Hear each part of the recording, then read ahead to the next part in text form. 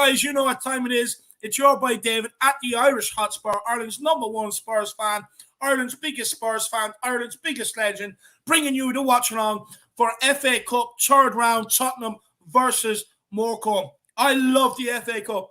Absolutely love it. Let's attack it today. FA Cup, it's a nice chilled weekend. It is only Morecambe, and we are joined by our co-host, Mr. Head of Flat Cap Eurotalk. It is Jack, a.k.a. Jack Kanicki, all the way from New York, not Seattle. Jack, how you keeping, my man? Keeping quite well, Dave. We saw the magic of the FA Cup, yesterday. It felt like, hopefully maybe our match doesn't really have a bit of that. Hopefully it's just a bit of a cakewalk for us. I'd like to see some of the players, that have been given an opportunity, Dave, to really show their stuff. The likes of Brian Hill. I mean, for us to be potentially seeing 90 minutes of Brian Hill sounds honestly wonderful. This is maybe a chance for maybe any of the Dele Alli lovers to see him up top, Dave. It's just a lot of, big chances given to players. So, I'm looking forward to it, Dave. It's kind of that, alternative sort of way, to play. It's just, kind of taking more risks than usual. Kind of looking forward to it. No, look, it is. It's going to be a good game. I mean, 90 minutes and Gil Messi, I mean, it's like watching porn. It's going to be unbelievable.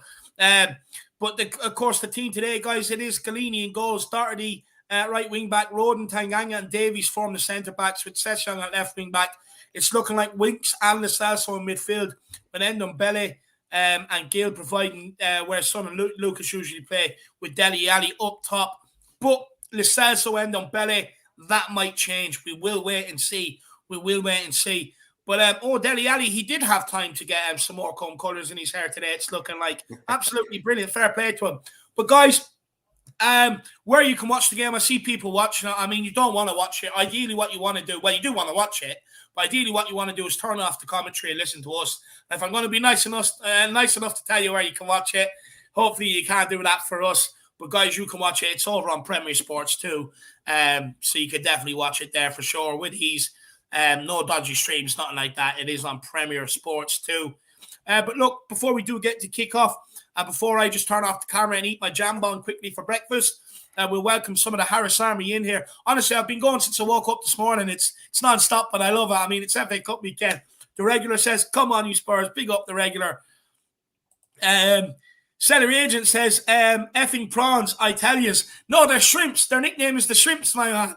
Shrimps. Big yourself up. The Celery Agent. I hope you're keeping well. Dark Song G is in the building. Says, come on, you Spurs. Said that there's only 2 Utes, but I hope it's sad that there's only 2 Utes. But I hope to see Gil and Session score today. No, we will get into that. I'm a bit disappointed, to be honest with you. No Harvey White, no Alfie Devine. I really thought it would have been a good opportunity, especially Harvey White. I mean, the kid's 20 years of age. He's not even a kid anymore. He's 20. He's been so highly spoke about. But look, it is what it is. Alexander Hilton says, nah, steak.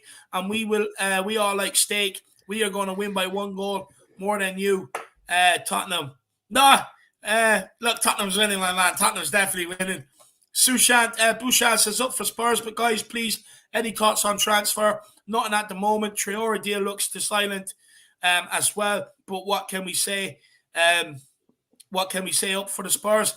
Sushant, look, when it comes to transfers, my man, Adama Traore does look like it's going to happen, but every Saturday and Sunday over this January transfer window, bar the last week, it's going to be quiet because most teams are focusing on their matches. They're not going to be putting out transfer news, trying to with clubs and players being upset going into game days and stuff like that. They're not going to do that on the weekend, Sushant.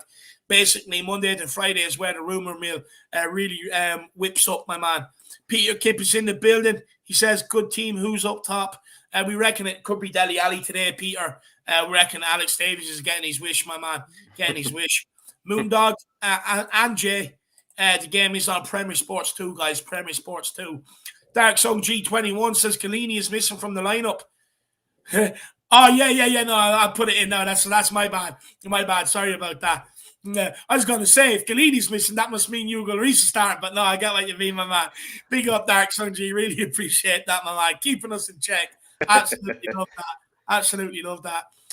Salt Kerr 212. He's telling everybody where it is exactly, my man. And Billy Price is saying that you can get it on the red button on the BBC iPlayer as well. Right Hart Lane says, now got to try stream this match on some dodgy website. Premier Sport 2, lad, or BBC Red Button, I believe it is on. You'll get it on them, my man. Benedict Hampus says, no Mario Kart, but I'm seeing a banana skin. Do you know what, Benedict? I can see where you're coming from. I mean, there's definitely cause for concern. Colchester, Antwerp, Dynamo Zagreb, NS Mora, Vitesse, Rennes. You know, I see why. I see why. Because the thing is, we have to expect the Spurs team now. As Spurs fans, these minnows are going to come here thinking they can turn us over because it's been done time and time and time again when these reserve players are put out. So we have to expect it. But look, it is Morecambe. They did only get promoted into the league this year, into League Two. They are sitting 19th, fighting for relegation. I mean, if we lose this, I'm going to lose my tits. I swear to God, Benedict, there's no way we're losing this, my man. Big up, Nick. Absolutely loving the thumbnails in the intro. What a man. Morning, lads. I really hate Lo Celso and Tanguy playing together. Never works. Jack, what would you say to Nick? Playing them together, I mean, I feel like we see them always come off the bench for each other. You know, they always seem to come on the bench at the same time. And then, yeah, they kind of seem to get in each other's way. I kind of do like the idea that maybe Tanguy is actually playing a bit further ahead of Gio potentially this time. I mean, that's according to the lineup. Maybe that won't actually be the case, but that will be the one change. Is I think what it used to be before was Tanguy would play alongside someone like Harry Winks, kind of deeper, and then Gio would play, you know, a bit further up top. Or potentially this time, I think Gio is the one playing a bit further deeper, and then you know, Tanguy's playing up top, which is a bit different, I would say, Nick. And maybe we can have some optimism for that. I see where you're coming from, though, my man. Big yourself up. Big up, my man. Big up. We also have Crypto Pritch Gaming. 6-0. Come on, you Harris Army. Absolutely love it. Kai Balak, big up. Big up, Army. Come on, you Spurs. Absolutely love it, Kai. We have Igor Rodriguez. Delhi playing against the team at his level today. Maybe. Paul Markey says, hope that Lo Celso shows us finally what he's about. Come on, you Spurs. I hope so, my man. We need to see it. Kevin K has gone Gill, 2+ goals. Absolutely love it. Jay's gone for a 4-0. That's what I'm talking about, boys. Para Miguel Escobardo's in the building. Big up Harris Army. Big up David and Jack. And guys, I will turn my camera on back on in 2 minutes. I'm just wolfing a jambon into me. If people don't know what a jambon is, it's like a pastry with ham and cheese in it. It's absolutely lovely. I just have to get it for my breakfast because I woke up at I did actually wake up at 10 o'clock, but I'm not even going to get into it. I just haven't had time for breakfast. Paul Markey says, hoping Barca tell Traore to save us from him. Paul, I've looked at this at a different angle. And I know what I said, and I still stand by what I said, that the reason why no one of the big teams has gone from because its end product is non-existent. But looking at it from a different angle, what we don't have against Chelsea, I'm not going to say City because we always beat them, United, Liverpool, teams like that, is players that can cause them problems, really, right, or can single-handedly get us up into their final third. Right. Adama Traore would be able to do that, Jack. Single-handedly. Klopp called him undefendable. Jack Grealish absolutely rates him, and he causes them trouble every time I watch him against big teams. This is the argument that Darius and I were making from Darius from Paxton Road. He and I were kind of agreeing with each other. We're not the biggest. I'm not the biggest Traore fan in the world by any means, Dave. But this is what I've kind of said is we have to kind of realize that Traore, when you see him warming up on the sidelines, when you see him coming on, he'll strike far more fear into the opposition than a Stevie Bergwijn coming off the bench will, than a Dele Alli coming off the bench will, than other players that we've seen come off the bench. I hate to even say it, probably even Brian Hill as well. Dave, we all know that Adama Traore, when he's coming off the bench in the 60th minute, he will strike fear into the opposition, no matter what the opposition. It could be a Champions League winning team, or it could be Morecambe at the end of the day, Dave. But he's going to strike fear into into the opposition. And I think that's the whole reason why Adama Traore is someone that maybe we shouldn't overlook, because we don't have players like that coming off our bench, Dave, that actually strike true fear into the opposition. No, and you're spot on there, Jack. I didn't even look at it that way either, to be honest with you, with him coming off the bench. And what he does do is you can look at him and say, can he change a game? Yes, he can. If we're being attacked, what he can do is get us on the ball and get us up to the final third and can change the game. But Paul Markey, overall, I agree with you. Look, end product's not there. Assist, crosses, passes, shooting, it's not there. But he does cause problems. And Paul Markey, let me know if you agree, looking at it the way we're looking at it, for instance. let us know, Paul Mark. It'd be very interesting to see if we put up a good argument there. But I do get what you're saying, Paulie. I do get what you're saying. Carl Knight with the big one, my man. Really appreciate it. Just quickly before we get into that, Carl, everybody, we have kicked off. And who's in behind? Is that Gil Messi? Oh, and it's blocked. Oh, no, it wasn't. It was End on wait Belly. for you, Dave. And it was blocked. Jacko, sorry, I'm at 44 seconds, 45, 46, 47. Let me know when you hit 115. Let me know when you hit 115, and I'll talk to Carl. Carl, I mean, I agree with Brian Daigle. Until Levy proves me otherwise, he's a parasite, done nothing but hold Tottenham back for the last 20 years. Please prove me wrong, Levy and Lewis. P.S. Get rid of the deadwood as soon as possible. You're just saying it perfectly there, Carl Knight. I mean, you have to see where Daigle is coming from, because it's just been 20 years of evidence that he has on his side. He's got 20 years of evidence. All right, there we go. Yeah, I don't know, Dave. I feel like Carl Knight, he and Daigle can be spot on, because they have 20 years of evidence to support their argument in this case. Like, they know that we are not a team that, builds in the January window, where we know we're a team that continued to disappoint when it comes to, fixing the squad at the right times and the right moments. We never want to go after the player that we know is the player that can change things, despite how much that player may cost. We always seem to look at that instead of what the player can actually do for the squad.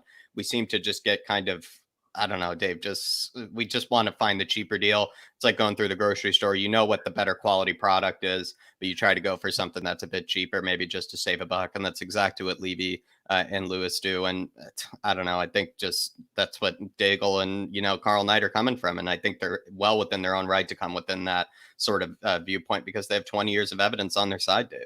No, 100%. And look, I agree with them. You know what I mean? And look, ultimately, they're responsible for why we're at the level we're at on the football pitch. Because of, like you said, cheap dealings, trying to cut costs where they can, bringing in loan players that they have no future at the club just to kind of make numbers. It's a disaster. Like Vinicius, Gedson Fernandez, never worked out. Why would you do them deals? It's absolutely shocking. I do not understand it.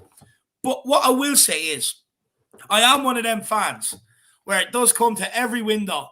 For the first 2-3 weeks, I'm sitting there, especially in January, just sit back, wait, see what happens. I am one of them fans. But ultimately, the last week I'd be screaming and shouting, going, man, where's my signings? Where's my signings? And I know the thing is, they are going to be right. But come the end of the window, 9 times out of 10, they are correct in what this Daigle is correct in what he says, and Carl Knight as well.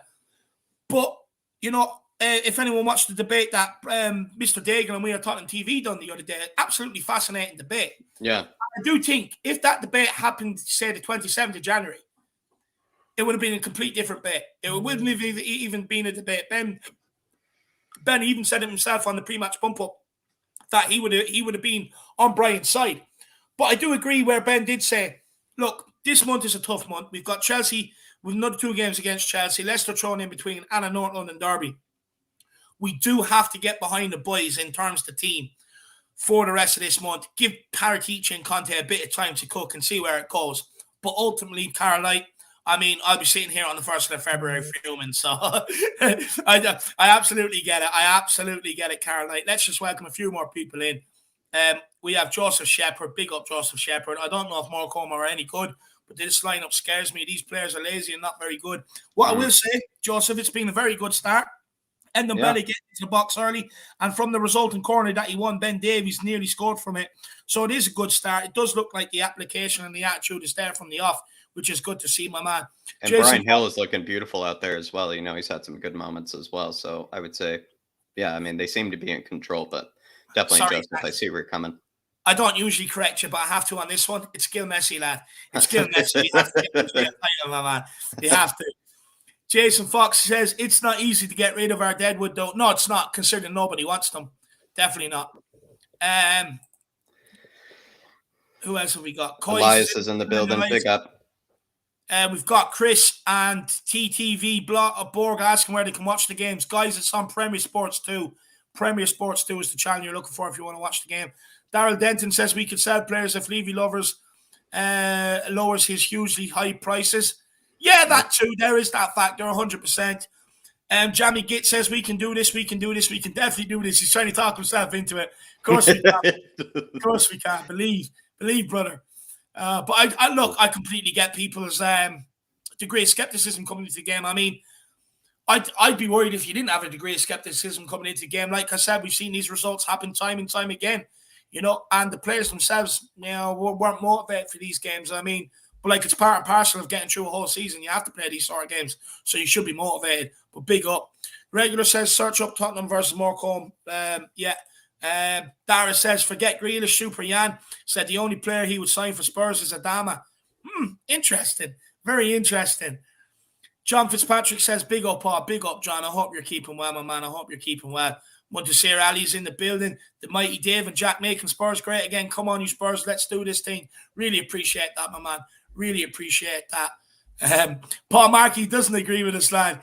He says, he already has a headless chicken in Bergvine. Don't need another. No, that is a fair point. That is a fair point. I do agree with that to a certain extent, my man. I really do, to be fair. But yeah, look, we're starting bright, Jacko. No, it seems so. I mean, kind of like, it seemed to be quite efficient with the ball. Maybe because, again, the opposition, considering that is just shocking from Dele Alli. Wow. I mean, Dave, what time are you on? I might have jumped ahead accidentally. Jacko, I am on 6 minutes and 42 seconds. Okay. I just need to pause for half a second. If you saw that moment from Dele Alli there, that was just a bit, I don't know, Dave. I mean, the whole front three is looking pretty solid. I would say Dele Alli maybe the exception. There have been moments where I thought he could have made much better movement. Especially again, considering the opposition. But I'm liking the possession so far. It's really, really quick. It's very fast paced. It's not very lazy and slow like we've seen before against kind of sides like this. You kind of take yourself back to the Mira games, Zagreb games, what kind of I feel like all those had in common was just how slow we were and how kind of like lack of urgency we kind of seem to have. And I would say in this one, there seems to be a bit of urgency in the way that we're going about it, which I'm actually enjoying. No, there doesn't. And just to answer Alfie Gosling, my man, look, we started good. Passing is crisp, sharp. We're trying to create some good passing moves defensively. I mean, we look solid enough, and we've already had a chance with Ben Davies coming close. So, I mean, look, we should win this one. Even this game, look, ideally, I'd like this over and done with. Two inside the first 15 minutes. Easy peasy, lemon squeezy. Go and have your roast dinner. But look, sometimes these games, it's just about, you should be 1-up, 2-up by half time. And then come 60 minutes, hopefully they'll tire out because they're not used to playing at this intensity. And then that's when you'll start seeing a lot more gaps open up, in my opinion, to be honest with you, Alfie. But look, we're winning this one easy. Ooh, that's a nasty challenge on Hill Messi there, Dave. I mean, I don't blame him. If I was up against Gil Messi, the first thing I'd do is 2-foot him. Very, very first tackle, honestly, Jack, because you usually don't get sent off first tackle. Usually pick up a yellow and just let him know he's not going to have an easy game. But Gil has to expect this. I mean, you're telling me Messi didn't have to deal with that sort of stuff. He's going to have to learn to deal with it. I'm a big fan of the guy, but he does have to learn to deal with it. No, it's all good lessons for him. Absolutely. Gio Lasoso and Tanguy and Dumbelli standing over the ball. Which one will hit the wall is really the question here. It seems to be Gio. What's over? Oh, it's shite. Lo Celso took the free kick. He did get it over the wall, but there wasn't enough power on it to really ever trouble the goalkeeper, to be honest. I think he went around the wall, actually, there. Yeah. He went, but it just didn't get enough bend on it. He got cheeky with it. Gone for a new haircut by the looks of it as well. But I mean, yeah, Dave, I'm kind of, I'm happy about this sense of urgency. It seems like we're moving the ball quicker, maybe because we have a lot of creative players on the pitch at the moment. When we're probably not as defensively solid as maybe we usually are in terms of certain players, but that can be a good thing, is where we have lots of creative players on the pitch, and that can be a great way to kind of set the tone, you would say. No, 100%. There's more creativity there than some guy on an acid trip. I mean, you know what I mean? There's loads of creativity. You're talking Dele Alli, Ndombele, Lo Celso, Brian Hill. Ryan Sessegnon can even create from left wing back. I mean, there's plenty. Tanguy and Harry Winks is the most creative, midfield two that we have as well. Yeah, I mean, there's plenty of creativity there, especially against a team like Morecambe. I mean, there should be more than enough there to open these up and create a hell of a lot of chances today. Yeah, absolutely. Another corner kick in towards the back post. He got underneath the header, put it back into a dangerous area, but keeper collected comfortably enough. Harry Winks from a corner as well. That's a bit of a shocker. He must have had. That's what I kind of love about these fixtures, Dave. That's what I kind of love about these fixtures. Just kind of see, you don't get to see the same old, same old. We get to kind of see things differently. It's kind of like with the preseason as well. We get to see kind of the youngsters, given a chance and whatnot. It feels a bit like that. Wow, that Matt Doherty just got absolutely ruined by a Morecambe player there. He's showing his level, Jacko, Matt Doherty. Yeah, he and Dele Alli are really going to be testing their levels today for this one, Dave. I'll tell you that. Do you know what it is with him, Jack? I just think he had a good season or two at Wolves, and I think that will be the pinnacle of his career. I mean, I've watched him at Ireland. Yeah, he backed Cristiano Ronaldo for 89 minutes, but at the end of the day, Cristiano Ronaldo still ended up winning that game. And I keep thinking that was more Seamus Coleman than it was Matt Doherty as well, because Matt Doherty was playing right wing that match as well, in a 4-4-2, and it seemed like it was more Seamus Coleman. Joe Rodon with a bit of a sketchy moment there. Oh, no, I think that was the second game. The first game, Doherty played left wing. I see what you mean. Thank you. Yeah, the first game, and then he had a good game, but for 89 minutes. But Ronaldo still got the winner, so he still does switch off. That's my point. I mean, don't get me wrong. I mean, it's Ronaldo. The guy breeds. Galini didn't really that didn't cover me in confidence there between Rodon and Galini. But I mean, it is Ronaldo. But at the end of the day, I mean, I do think that Doherty has reached his level. He's just, I've made my decision. He's not good enough to be here. He's just not. We need to sell him and invest it somewhere else for sure. Carl Knight says, if we don't back Conte, I'm finished with the club I've loved because of my dad's love for Spurs. I'm sick of Spursy. I want Spurs to man up against Chelsea on Wednesday night, damn it. Do you know what, Carl Knight, my man? I'm a bit similar to you. I got into supporting Tottenham because of my old lad. I mean, look, not that I'd have it any other way, but he didn't give me a choice. I mean, as soon as I was born, there was a Spurs kit stuck on me. Got a Spurs kit every single birthday, every single Christmas. So I had the 2 Spurs kits. I used to get all the books, the history of the Tottenham-Arsenal rivalry and stuff like that. So I've just learned about Tottenham for a very early age. I mean, I adore this club, and I'm like you, man. I mean, I just want to see good performances on the pitch week in, week out. I want us to reach a level that we were promised we'd reach with the stadium. Yes, we have to give it time. I mean, you look at other clubs that have moved to big stadiums, like some Arsenal and stuff like that.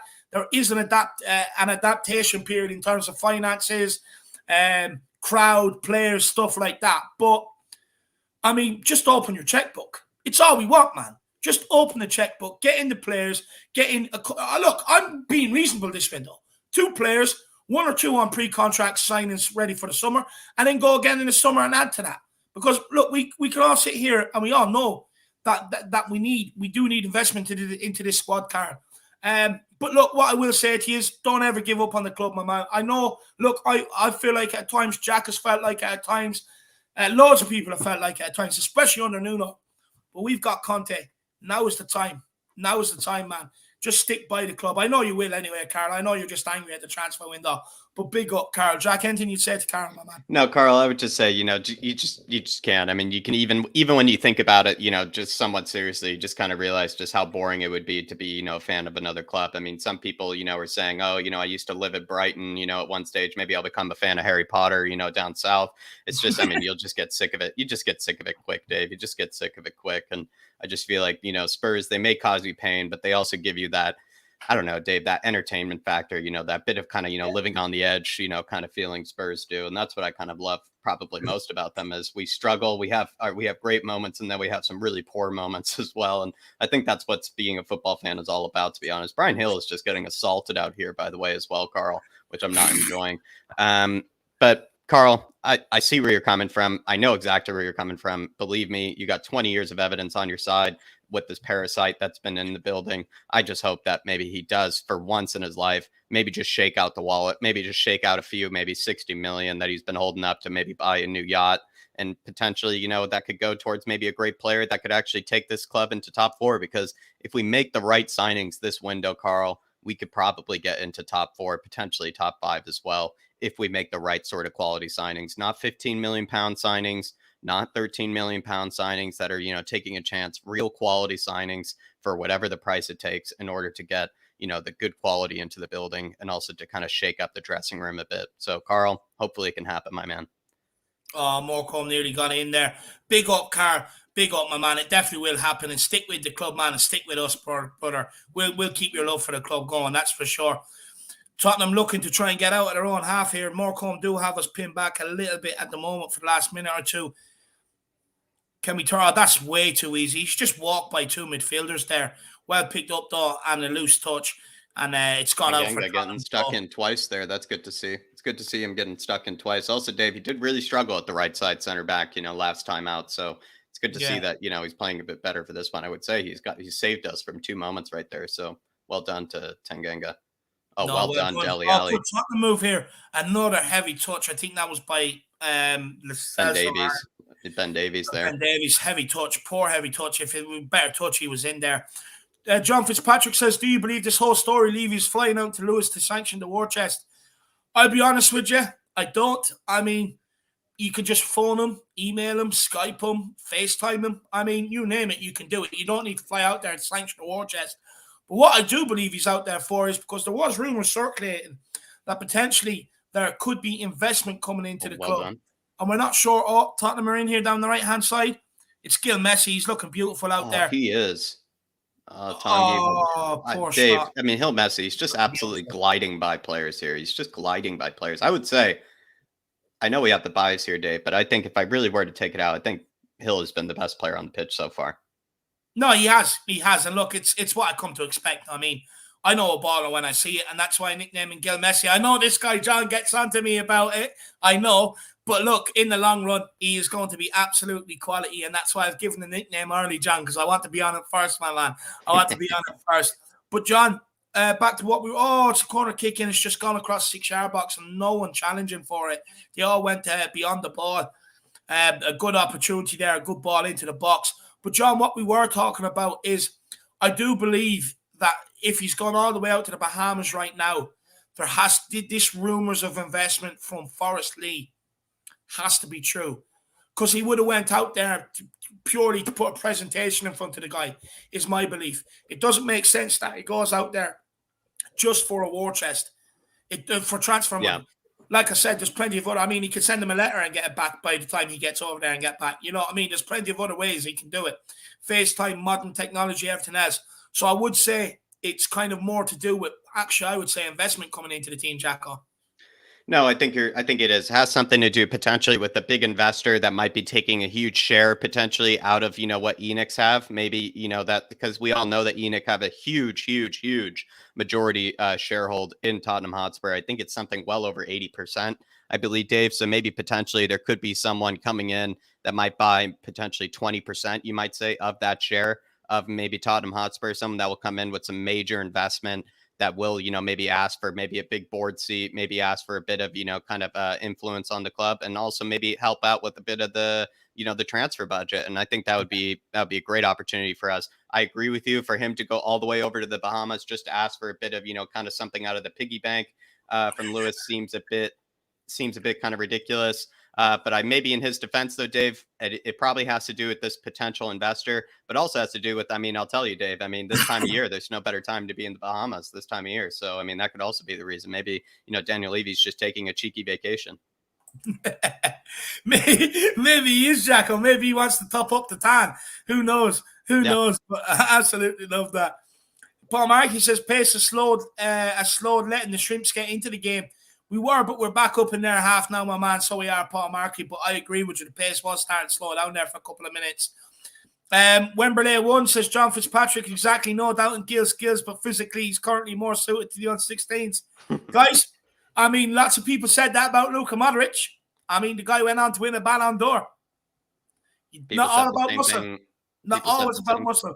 No, it's never. People say the same thing about Messi. They say the same thing about plenty of players that, have been some of the greatest of all time. I don't know. I see where people are coming from, but, sometimes your touch can be that magical. Even look at someone like Riyad Mahrez. Riyad Mahrez is built like an absolute stick. And I would say he's never really struggled with it as well. I don't know, Dave, there are certain players where if you are quality enough, you don't really need those physical attributes sometimes. And look, do you know what? Oh, so close. Tottenham so close to making it 1-0 there. Might have went off the post there. Matt Doherty as well. Jesus Christ, look at him. He looks, honestly, he's well so done, ready. He looks like he's been in 10 rounds, Matt Doherty. Well done, Dele Alli, cutting inside here. All the way across to Gio here. Gio. Find Gio to Doherty. Plays back Harry Doherty back to Winks. Harry. What can Harry do with it? Back to Doherty. Doherty to Winks, drawing them out all the way across the defence to Joe Rodon, all the way out to Ben Davies. Come on, Ben, use that space in front of you. Come on, Ben. There's got to be better passing. Well done, Sessegnon. Anticipating that and winning it back. Absolutely love it. Joe Rodon on the ball. Back to Sessegnon. We're just toying around with them here now. Dele Alli doing a fake pass. 2 fake passes. Absolutely love it. Into Sessegnon. Back to Dele. Back to Sessegnon. Great link-up play. Out to Winks. What can Doherty do with the ball here? Doherty plays a little dink into Brian Hill. Brian Hill back out to... Brian Hill has it back. A good low cross. Oh. Unlucky. Unlucky. It's better play. Jesus Christ. Who's that weakling? Tanganga getting absolutely held up there. That's shocking. Should be better than that, Jacko. No, the number 9 looks quite large, I must say. He also gave him a cheeky little elbow as well in the mouth to Tanganga. I think Tanganga, Dave, he probably actually likes that sort of contact, you must say. We all know he's, he's a bit of a sicko when it comes to that sort of thing, Tanganga. He kind of likes it. But, I mean, I don't know, Dave. Are Morecambe in League 1 or League 2, Dave? League 2. League 2. So it's a League 2 number 9. We just saw it, with Cambridge yesterday. That was a shocking pass there from Tanganga. He only got into the league, Jack. Only got into it. He only got in promotion last season. Yeah, so a freshly promoted League 2 side, they will always have, a big physical number 9 that all he's good at is just being nice and physical and strong and, kind of causing a bit of, kind of a harm to, maybe the back line. But Tanguy's so wasteful there. So wasteful from Tanguy. But I don't know, Dave, I think Tanganga, he'll marshal him fine. So far, I think he's been the best of the defenders, at least. Yeah. No, that's fair. Oh, just shows. Who was it? Who went for the cheeky overhead there? It was a good corner from the so Dele Alli went for the cheeky little overhead, and then Matter Doherty sneaking in at the back post and hitting the post. That was unlucky. I think they're in League 1, maybe just promoted from League 2, I think, is what people are saying, Dave. So, yeah, they're League 1 side. Yeah, sorry. Yeah, my bad. Yeah, no, sorry. Yeah, League 1. I have it written down here. Yeah, they are in League 1. Sorry, they are in League 1. Carl Knight saying, I heard something about American investment. Anyway, you guys are the best. Come on, you Spurs. It could be American investment. I've also heard something about potentially a Singapore sort of like consortium that's also kind of going, potentially looking at Spurs as well. I mean, I don't really care exactly to a degree where the money really comes from, as long as it, the money is, there to potentially take a bit of power away from Enoch and Levy. And then also, maybe help out with the transfer budget and other dealings. So to be honest, I think, wherever it comes from, hopefully they are only interested in basically, improving the actual standing of Tottenham Hotspur on the football pitch instead of the actual, property investment side. So that's all I can hope for, Carl Knight. But really do appreciate it, my man. Really appreciate all the support as well, the big ones as well. And just hopefully you're keeping well. Hopefully we get this goal soon as well, because I do kind of hate when we kind of take this long in order to maybe go 1-0 up, 2-0 up. I personally, Carl Knight, do let me know in the comments. I'd probably be very satisfied if it were 2-0 up by halftime. I'd be certainly very satisfied with that. Sometimes the FA Cup, it's a bit harder than it seems like. Like I said, the Cambridge United example is a great example of maybe, what can actually happen sometimes. You can fall asleep at the wheel like Newcastle did. And hopefully we don't do that, but I would definitely go for Joe Rodon. I mean, seriously, though. But yeah, Carl Knight, I mean, 2-0 up by halftime, I'd be plenty satisfied, my man. But really appreciate the support and big yourself up, brother. Yeah, big up, Karma, man. Big yourself up. In terms of this this guy, what's his name? Forrest Gump. No, not Forrest Gump. Forrest Lee. Well, Sean went and done a bit of digging into it, and he doesn't reckon it will be the name and stadium rights. What he does reckon is that this guy could be looking to buy a percentage in Tottenham. Yeah. Which would be very interesting. And it does kind of make sense with Joe Lewis maybe getting a bit on in age. Maybe it does make sense that maybe he does want to relinquish a bit of it. But I'd be very surprised if it is the name and stadium rights. American investment. I'm not sure. I don't think this guy's American, Jack. Is he? No, I think they said he. I think he is from the UK. Oh, yeah. UK. Yeah. So Yeah, be interested to see what happens, to be honest with you, Carl. And I mean, look, again, this is all hearsay. It kind of makes sense. No, he is that Singaporean investor that I was speaking about. Yeah, so it is. Yeah, he is Singapore.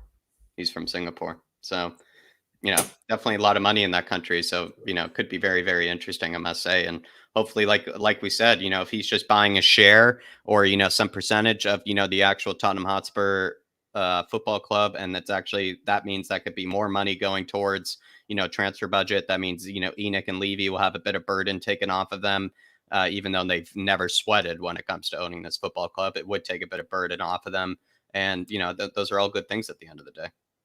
No, absolutely love it. Jack, I found a stream that has us more ahead, and I can watch it on full screen instead of my phone. So if you want to just reset yours, lad, and it should be, I'm at 26 minutes and 30 seconds now. So just let me know what you're at when you refresh it, lad, and we should be able to get a bit more up to date. And it means I can watch a full screen. The only thing is, though, Jacko, you'll have to keep an eye on the comments, my man. Will do. Tottenham are on the attack here through Tanguy. Tanguy out to Jaffa. Jaffa out to Doherty. I'm at 26.50. Okay, I'm at 26.55 now. 56, 57. I think you're just a second ahead of me. That's fine. Okay, perfect. Perfect. We can be more, made a great run there. Can be more up to date with everybody out there. So everyone, we are at 27 minutes, 9, 10, 11, 12 seconds if anybody does want to tune in. Jacko, 27 minutes in. Are you worried that we haven't created a bit more clear-cut chances? Yes and no, because what I've seen so far is that we have tons of space, and I think he's got to take a crack there. Tanguy does. Yeah.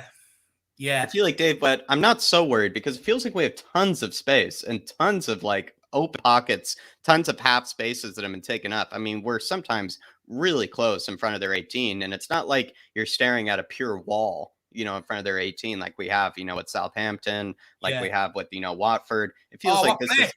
Come on, Sess Young. Go on, Sess.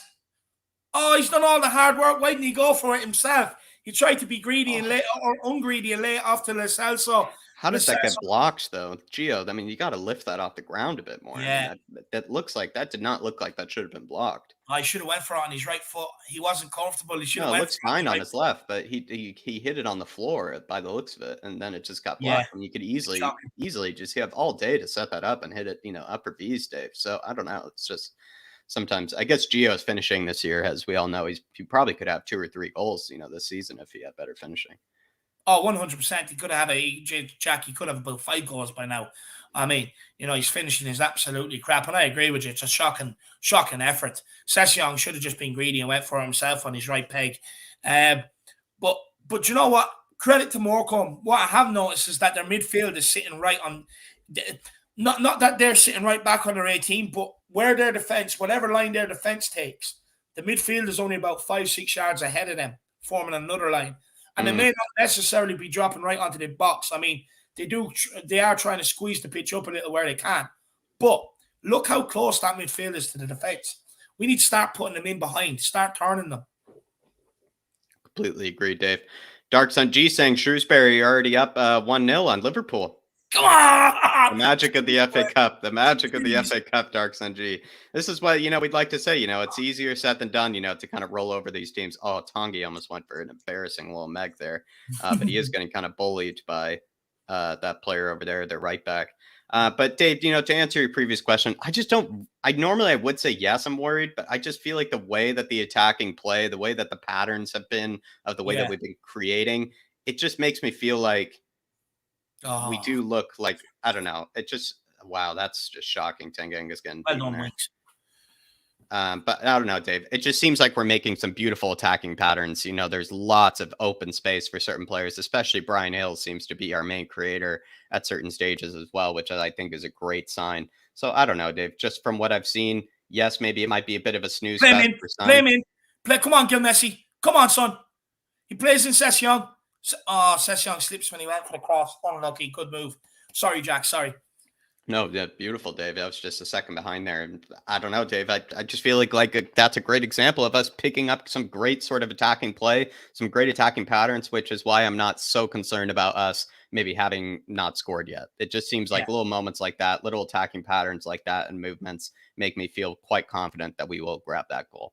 yeah, yeah. No, I'd agree with that 100%. The movement does look good. To be fair, they do look sharp. But just when teams do play the two lines so close together, what the reason why they're doing that is because they're trying to stop Gill, Ali, having space between the midfield and in front of the defense to kind of pick up the ball and play through them. What we Mm. do need to do now is we do need to start getting people to run in behind, because right now our players are they all want to come towards the ball. Yeah, that's You what know, I'm they're all noticing with coming Delhi. towards it. Give it to me, give it to me. But what you need is someone to turn them and go in behind. The space is there for us to do it. Look at it. There's miles of space in behind them. Someone just needs to take the initiative to say, hang on, I'm going to make a different run here. I'm going in behind. Ask the question. Yeah, Dave, that's exactly it. I actually feel like that's been my problem with Dele Alli so far is that he's not playing like a real striker, Dave. He just wants the ball to feed every time. He's not making that run in behind. Yeah. He's not making that sort of movement that you would like to see from, a striker. There are moments where he's just constantly looking towards the ball, Dave, instead of checking what's behind him, instead of seeing maybe potentially he can maybe roll off of his defender, maybe make a run in behind. He just seems to want the ball to feet every single time, which is not what a striker is supposed to be doing. I mean, even Harry Kane, we all know, likes the ball to feet, but he doesn't do it as often as what I've been seeing from Delhi so far. So in terms of the whole Dele Alli can play as a striker sort of narrative, I don't know. I've not been convinced so far. I'll tell you that. I would say he's actually been, the least active of the front three as well. But did you know what, Jack? Just quickly, Morecambe has the corner here. Let's see what happens. It's a good ball into the box. No, it's 1-0 Morecambe. Oh my God, that is shocking defending. That is absolutely shocking defending. Oh my God. Oh my God. Morecambe are 1-0 up at Tottenham Hotspur. What is going on? What is going on? That is way too easy. Who's picking him up? It's the big lump of number 4. I mean, who's picking up? Them Morecambe fans are going crazy. And now, Jack, this just gives them the impetus to sit back now. They don't have to do anything. They've got their goal. They don't have to go and attack this game. Oh my God, who was that at the back post? 25 Tanganga. That is just lazy defending. That is so lazy by Tanganga. Wow. I mean, Another howler from Tanganga. And it's just quick movement. All he done was pretend to step backwards and move forward. It's 3-4 steps, and Tanganga got done. Got done ball watching. That's why he got done there, because he was looking at the ball. He wasn't looking where his man was. He was looking at the ball. That's shocking. But, Jack, to get back to what we were talking about, the reason why I was just actually about to say before they scored, we're playing into Morecambe's hand, playing everything in front of them, because that's what they want. That's why they've set up with the midfield line so close to the back line, because they want us to play everything in front of them. They don't want to be turned. We're playing into their hands by doing this, by just playing it all in front of them. There's no penetration. They can see everything. What they don't want is to be dragged in behind, dragged, it runs all over the pitch. That's what they don't want. But right now, it's too comfortable for them. They want everything playing in front of them because they can see it and they can adapt to it. We need to start asking more questions here now. No, that's shocking defending by Tanganga. Absolute shocking defending. Oh, my God. And we all know, Dave, this is kind of the thing with these teams. We all know it's going to come against the run of play as well. Jesus, Delhi. We all know it's going to come against the run of play as well, Dave. And this is why you have to, that's why the only job for the defenders, Dave, is just to stay switched on. Is just to know that, that sort of moment that if you do switch off, they will take advantage of it. It's not like they're going to, be kind of hounding you with sort of pressure. It's not like they're going to be having, tons of the ball, tons of possession. They will basically take advantage of the moments that you do kind of slip a bit of concentration, that you do kind of, switch off a bit. And I don't know, Tanganga right there, prime example of that. And they've taken advantage of it. I mean, and then, like you said, they can just now play into their hands. They can, sit back, have a bit more kind of a, conservative sort of style when it comes to their defense. And I don't know, Dave, it's the one thing that I feel like the defenders, have to do, and they didn't do it, which is basically just stay switched on. But you know what, Jack? I asked the question in the pre-match build-up today. And basically my question is you've seen the likes of these players rolled out before. Joe Roden, Doherty, Ndombele, Lo Celso, Dele Alli. We've seen them rolled out before, and we've seen the results that we've gotten. And I did ask the question today, how important is it that we come out with the right attitude and want to play football in the right way and stuff like that?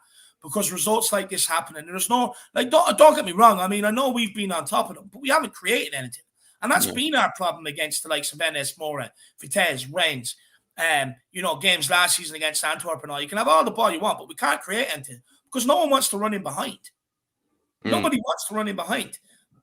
They're all too happy to play in front of them. And the thing is, we've seen this time and time again with these guys. And I was asking, this is why I was asking, put Harvey White out there, put Dane Scarlett out there, put others out there to show us something different, to see if they can provide something different. Because I guarantee you now, if we get bet, the Morecambe manager or the Morecambe players will sit there and say, yeah, we had a feeling we could turn these over because teams have done it to us time and time again because of this crap. Yeah. And look at Lo Celso. 1-0 down, he dribbles the ball into keeper's hand like a 6-year-old. Put your foot through it. Fuck me. It's Morecambe. It's Sunday. It's 1-0 down to Morecambe in the FA Cup on a Sunday. Sunday's supposed to be a holy day. Jesus Christ, that is shit. And I'm sick of seeing these idiots, these exact people that I keep talking about being rolled out. And people always say to me, no, give them time. No, it's this game. Surely it's not going to happen this game. We're going to walk them. But this is why I always say this result is potentially there when these guys keep getting rolled out. I don't know, David. I'm starting to question whether Gio can actually lift the ball off the ground. What is that from Session? I mean, oh my God. That's so late as well from Sess. That's so late. Carl Knight saying, sick of being let down every time we play against. Every other big team can go and watch their teams, beat them 4-5-0, happy days, move on to the next round, have a piss up in the pub, enjoy the day. Us Spurs fans, we have to sit here and get fucking stressed. Carl Knight saying, oh my God, we need new stadium rights. Why is it taking so long? I want the Amazon Stadium. I would love to have the Amazon Stadium, my man. I'll tell you that. And now we're getting nervous. Now we're making mistakes and getting nervous. Sorry, Jack. Sorry. Amazon Stadium probably be the best sort of choice because I would say, Bezos probably would offer a very, very good price for it. I'll tell you that. I'd actually rather we be the Amazon Stadium than the Nike Stadium or anything like that. If you ask me, Carl Knight's probably a very realistic, actually, sort of, branch that would offer, maybe stadium rights as well. But Carl Knight, hopefully so. The reason it's taking so long is Levy's just waiting for that price that he can't refuse, basically. He's just waiting for somebody to give him that magical number that he's looking for. And it's probably, it's probably an imaginary number to a degree that, no one will ever meet. But he's just waiting patiently for it. And obviously as well, considering the pandemic, most of probably the bids or estimates that he's been given are probably well under what he probably wants, which I don't know. I just feel like at a certain rate, you just have to eventually accept the naming rights and just stick with what you got. But pick yourself up, Carl. Really do appreciate it, my man. Paul Markey saying Hill needs to go wide, playing too central. I see where you're coming from, Paul, but that I think has to do more with Antonio Conte's sort of system. We've broken it down before. The front three, they play extremely narrow. They play in very, very tight half spaces, and the players that are supposed to be keeping the whip are the wing backs. So in case of, Brian Hill's side, it's supposed to be Matt Doherty keeping the whip, and then it's supposed to be Brian Hill kind of playing inside of Matt Doherty. I see where you're coming from, but I would say in Antonio Conte's 3-4-3, it seems like the front three, they play extremely narrow, which is just more the instructions, let alone maybe Brian Hill doing something wrong, in my opinion. I could be wrong, though, Paul, but big yourself up. What it is? Look, we don't play wingers in the Conte system. We're asking the fullbacks to provide the weight and essentially be the wingers going forward. But Matt Doherty needs to just do better out that right-hand side. I mean, he's playing against League One. Instead of always looking to pass and take the easy option, beat your man and either drive into the box or put a ball into the box. He doesn't want to do any of it. He just wants to take the ball, pass it inside, and there, I didn't lose the ball, happy days, responsibility to pass the next person. You're going to see Lo Celso do that. Eventually you see Ndombele do that because they're going to go into their shells. And this is what I keep speaking about with these guys. And you see Dele Alli walking around there smirking. I mean, he wasn't smirking when he was out in the pub with Ishan Khan's friend there last week. He wasn't. He was having a great time. But now today, he can't come out here and put in a decent, proper performance. It's absolutely shocking. Look at Tanganga here. They're showing the replay of the goal. Look at him. Ball watching. He ball watched. As soon as he took his eye off the man and looked at the ball, your man made his move and done him. It's way too easy. Way too easy. That's shocking. That is absolutely shocking. And Jack, I'm sick of this. When we keep rolling out these players, people keep telling me, no, you have to play them. You have to play them. If you want to sell them, this, that, and the other. We ain't selling them because every time we put them out, they're just doing themselves more harm than good and us more harm than good. Every time they take a picture in a Tottenham jersey. I No, know Dave, this it's only 40 minutes in, and people might say, "Oh, it's only 40 minutes in," but we've seen this. We've seen no, this time and time again. And then what happens? The longer the game goes on, the more nervous they get, and the more mistakes they make. no, Dave. I mean, this is the reason why, as much as I And don't think, but we did that slide as at one stage is, how many atrocious performances have players like Harry Winks been a part of, Dave? And we had to, what was it, 3 or 4 slides total of, performances. It's like Antwerp, it's Middlesbrough, it's Rochdale, it's Zagreb, it's plenty, I don't know, it's Pachos de Ferreira, Dave, it's NS Mura, it's, I don't know, Dave. The list just goes on and on and on and on and on, and it's practically almost like a whole hour's worth of embarrassing performances that we've been a part of. I think also Ghent was one of them as well. It's just really, really quite sad, Dave, that these players kind of are continued to be given chance by not only managers but also the fans as well, where we do kind of say, constantly, oh, this could be his last chance. Oh, this is a great opportunity for him, and it's like it's just done in a way. It's already, they've already had 30 last chances. Yeah. They've already had 60 ultimate chances, and it just seems like we just have to realize that these players, no matter, even if they have a few games where they play well under a new manager, we all know that they have this in them. And we said that with Chelsea as well, though, Dave. We said that these players, a lot of them, we all know that they have these sort of performances in them. So that's why they need to leave, because quality players, world-class players, they don't pull off these sort of performances. They just simply don't. And the thing is, it's not even the likes of Ben Davies and that. It's more so Ndombele and the Celso, Deli Ali. Yeah. People have blamed the managers. I mean, Josie was too negative. He was a mean daddy. You know what I mean? He wouldn't rub their backside and read them a bedtime story and kiss them on the head good night, telling me loves them. He wouldn't do any of that. Nuno, it was Nuno's fault. People, I dare people to try and blame Conte for this guy not performing. I'm not having it today. And there's going to be people out there, well, Conte has to do this, Conte has to do that. Bullshit. Conte can't do nothing, and no manager will be able to do that with these same players in the squad. Colchester under Pochettino, under Jose Mourinho, Zagreb and Antwerp, under Nuno, a couple in Europa Conference League, Pacos de Ferreira, under Conte, NS Mora. People need to wake up. It's not the manager. It's the players that we have at our disposal. It is not the manager. And I'm not hearing it today. I'm not hearing tactics, not hearing substitutions. People said that this should be more than enough to go out there and beat them. So let's not blame the manager today. This is on the players. And the reason why is because they're all too comfortable. They all want to pass the ball, pass it on to the next guy, so they're not the one to lose it, so their stats look good. Take a bit of bollocks and start beating a few players. Start putting the ball in behind. Start getting the ball into dangerous areas. Stop all playing right in front of them, because you're playing into their hands. All Morecambe want to do is sit there midfield on top of their defence, which they're doing, squeeze the pitch when they can, which they're doing, and hopefully get a set piece, which they've done, and score the goal from. But I am not hearing the manager being blamed anymore at Tottenham Hotspur. I don't care how many people I have to argue with for the better of my club. I am not hearing it anymore. Start fucking blaming these players. Stop saying, oh, well, there's a player in the Celso, there's a player in Ndombele. I mean, Jesus Christ, there's a player in my dad's dog. But it doesn't mean he's good enough. It doesn't mean he has the right mentality to be out there playing week in, week out. You know what I mean? Just start calling a spade, a shovel if you like. It's the players now. I mean, how many times do you have to keep getting these results and keep blaming manager? People need to wake up, and it's these players. Stop. Well, they can do this, they can do that. They can't. We've seen it time and time again. The reason why they can't is because their mentality is shit. I mean, Dave, we even at one stage, I think we heard Pierre Højbjerg's interview at one stage where under Nuno, where they were questioning whether Nuno was, good enough at motivating the players. And I think, Pierre said, he would be just as motivated, if it were the canteen lady. It's not supposed to matter if it's the manager's job to motivate them. It really is all up to them in order to be motivated. And so this is just a pure example of that, Dave. I completely agree with you. There's just no point in discussing whether, Antonio got his tactics wrong. There's no point in discussing, maybe what he could have done differently, what sort of squad he could have picked differently. This is a level of play that we need to be able to we should be demolishing this team with whatever lineup we pick. We could put Brian Hill at center back, Dave, and we should still be, winning this game 2-0, 3-0.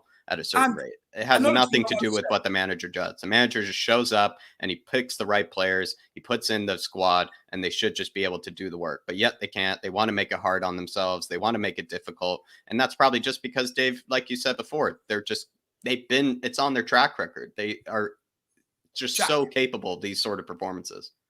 every morning when I woke up to go and play a football game, do you think I had to wait to get down to the dressing room for the manager to motivate me to get out there and play? No. I had the motivation deep within myself. I used to walk down no matter whether it was wind, rain, fucking snow or sunshine. I used to deep think about the game. I used to deep think what I had to do, get myself motivated up for the game. I didn't need a manager to do it. I didn't need a personal motivator to come in and do it for me. I mean, it's natural. You should just be able to do it yourself. But another thing, for all them people out there that slate Skip and slate Højbjerg, tell me how much more creativity we've had here in this half with all the players that people say to bring in alongside these guys to help with the creativity. Ali, Winks, Lo Celso, and Ndombele. Where's the creativity been? Keep slating Winks or Højbjerg. Keep slating Skip. The fact of the matter is we create more with them in the team than what we do with all these donkeys in the team. And I've had enough of this. People that blame the manager and want to look at the managers and the tactics, I'm going to say it now. All that is fucking hot takes. That's people that just want to be trendy. They want to have a fresh nuance on things, a fresh look. I'm not having it anymore. That's people that are deluded and still believe in these players. That's it. And they make excuses for these players and want to blame the manager, blame the manager, blame the manager. Well, guess what? They've won with the last three managers, and I'm not going to let them win with this one. I will stand my ground to the very death on this, and I believe in this strongly. This is fucking Morecambe from League One, who were 19th fighting relegation and only got into the league a couple of years ago. Got promoted into League One last season. This is a joke. You're talking Ndombele, 60-odd million pounds, 200 grand a week. Dele Alli played in a World Cup, a European Championships, has caps for England, and is on over 100 grand a week. Lo Celso, Argentinian international, plays with Lionel Messi every international break. Paid 45 million for the guy, plus he's on over 100 grand a week. Harry Winks, look, he stepped in over the last couple of games, done well for Conte. But is he good enough? This is League One we're talking about. League One. Matt Doherty, absolutely useless. Honestly, the guy wouldn't even fucking carve open a tree if it was chopped down for him. He's absolutely shocking. Every time he gets the ball down the right-hand side, he wants to pass inside. Beat your man. Get a ball into the box. Put them under pressure. Session, the other side. God love him. He's trying. Fair play. Gil, he's trying. But when you have these other players put in, all these other players look crap. And this is my problem. People are going to slate Gil today. People are going to slate fucking Session today. But they're the only ones out there that are actually trying to do something. The rest of them lazy asses that don't want to do everything. Get on the ball, wave at the sky camera, wink to the crowd, wave at Morecambe fans, and then pass it 5 yards sideways, keeping everything in front of them. Their midfield is sitting right on top of their defence. You've got to turn them. They don't want you. They want you playing everything in front of them, and that's why they have two banks of four, because they want you to play everything in front of them. You're playing into their hands. Shocking. I'm not having it with these guys anymore. Stop blaming everybody else and just fucking lay it at these guys' doors. How many more fan cams, how many more shows do I have to sit here and keep saying it before people start realising this? Start getting revolved. The only way you're going to get transfers in the January transfer window is if people stop making excuses for Ali, Ndombele, Lo Celso, Sanchez. Because if there's a social media people, they watch all that and they're like, no need to sell him, Daniel. Fans love him. Stop it. Demand more. Dark Sun G, Dave, he's been saying our communication on the field is non-existent. I mean, this is actually something I didn't notice until Dark Sun G said it, Dave. But to be honest, I've yet to see a player practically open his mouth by the looks of it, this match. It seems like they're probably, I don't know, Dave. It's like they don't like each other. It's like maybe they're just kind of thinking like, this is just going to be a cakewalk for them when it easily should be a cakewalk for them. But it's just maybe another example of what these players just simply can't do, Dave. They can't communicate with each other. They can't fight for each other. And they simply can't, pull out these sort of performances in an easy fashion. It's always going to be difficult for them. They love to make it difficult on themselves as well as us as fans. But Dark Sun G, they're saying, Dave, that, the communication is non-existent. No, of course it is. I mean, they weren't able to communicate when they want to go for a weekend to Paris or they want to go to the 007 premiere or, they weren't able to communicate for them situations, but as soon as you get on the pitch, you can't. And look, I was doing the pre-match show this morning and I'm not having a pop at Brian Daigle or Sean whatsoever or even Philip. But they were saying to me, it's at home. This isn't going to happen. I You said know, that, and they so were I well said that right as to well. believe that. A lot of fans would have believed that. But when I was asking that question this morning, is because I knew that this was not beyond the realms of possibility. Sitting here losing at halftime, I knew it, and that's why I formed that question, because we've seen it time and time again. I had enough. Tottenham tantrum goal says it's embarrassing. I couldn't agree more, my man. I could not agree more. I'm sick of being embarrassed by some of these players. It's absolutely killer, and I've had enough. I mean, Jesus Christ, you could put my dog, you could put a three-legged cat out there, and you'd still get more than what some of these guys are playing. Honestly, they wouldn't hit a barn door with a fucking bulldozer. Completely agree, Dermot. I completely agree, my man. Carl Knight saying these players are numpties. I'm sick to death of Spursy. Enough is enough. I mean, I this is want to what say we've I been. apologize, Karen. I apologize for the super chat you sent in a few minutes ago, where you said you'd be done with this team. I apologize. I fully get it. I will stay still, stick with us. But look, my man, you were right. Spursy, you could see it coming. But this is what we were kind of speaking about. I think this was what Carl was also talking about, Dave. It's like these are supposed to be the ones where we're just supposed to have a nice little Sunday, supposed to kind of enjoy ourselves, supposed to basically kind of roll into this one, even like sleep in, kind of just, kind of get 2-0, 3-0, by halftime. That practically, fall asleep, from having, such enjoyment during the game, Dave. And yet, these players, they'll wake us up and they'll remind us every single time that, wait a minute, nothing's too easy. Nothing's too easy for Tottenham Hotspur. And it's just these players again, Dave, like they're just so capable of these sort of performances where they just love to make everything so difficult for us. They love to make everything so difficult for themselves. And then also as well, every single time, like you were saying earlier, Dave and Carl Knight, the fingers start getting pointed towards the manager. They start saying, "Oh, is Antonio Conte, kind of, is he motivating the players? Is he getting his tactics right?" We just have to realize that there is a full rap sheet. There's a full track record of these sort of performances, time in, time out, over the last 3 or 4 seasons under Poch, under Jose, and under Nuno. And there's no reason that we should, in any shape or form, say that Antonio Conte has anything to do with this, has any sort of remote possibility of having any influence on this performance, has everything to do with the players, Carl. And I completely agree. The reason why we're even so Spursy, the reason why we even have that sort of reputation is practically because of these players that have been around here for the last 4 or 5 seasons, I must say, Carl Knight as well.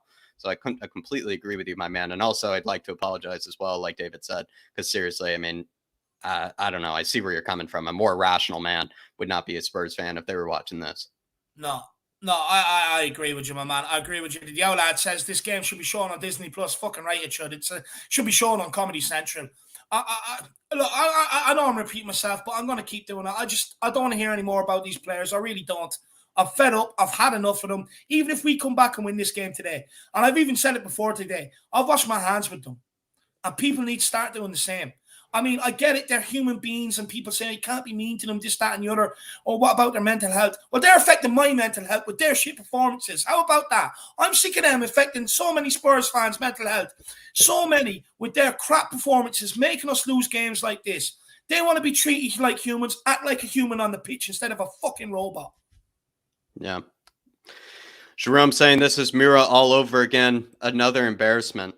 I mean, this does have actually similar vibes, I will say, to Mura. And just the examples of almost the exact same lineup to a degree, I would say, apart from Skippy, almost the exact same lineup, the exact same sort of squad selection, the exact same sort of players. And again, this has nothing to do with Antonio Conte picking the squad. He actually picked quite a strong squad, if you ask me, based on what we give these players, based on the praise that we give some of these players. I mean, this is actually quite a strong squad. We wanted to put the likes of Harvey White in there. We wanted to see the likes of Dylan Marconde come in here and actually do something differently. But he's gone for a stronger squad, and he's yet again, continued to be disappointed by these sort of players, Jerome. And I agree with you. This is having Mura vibes all over again.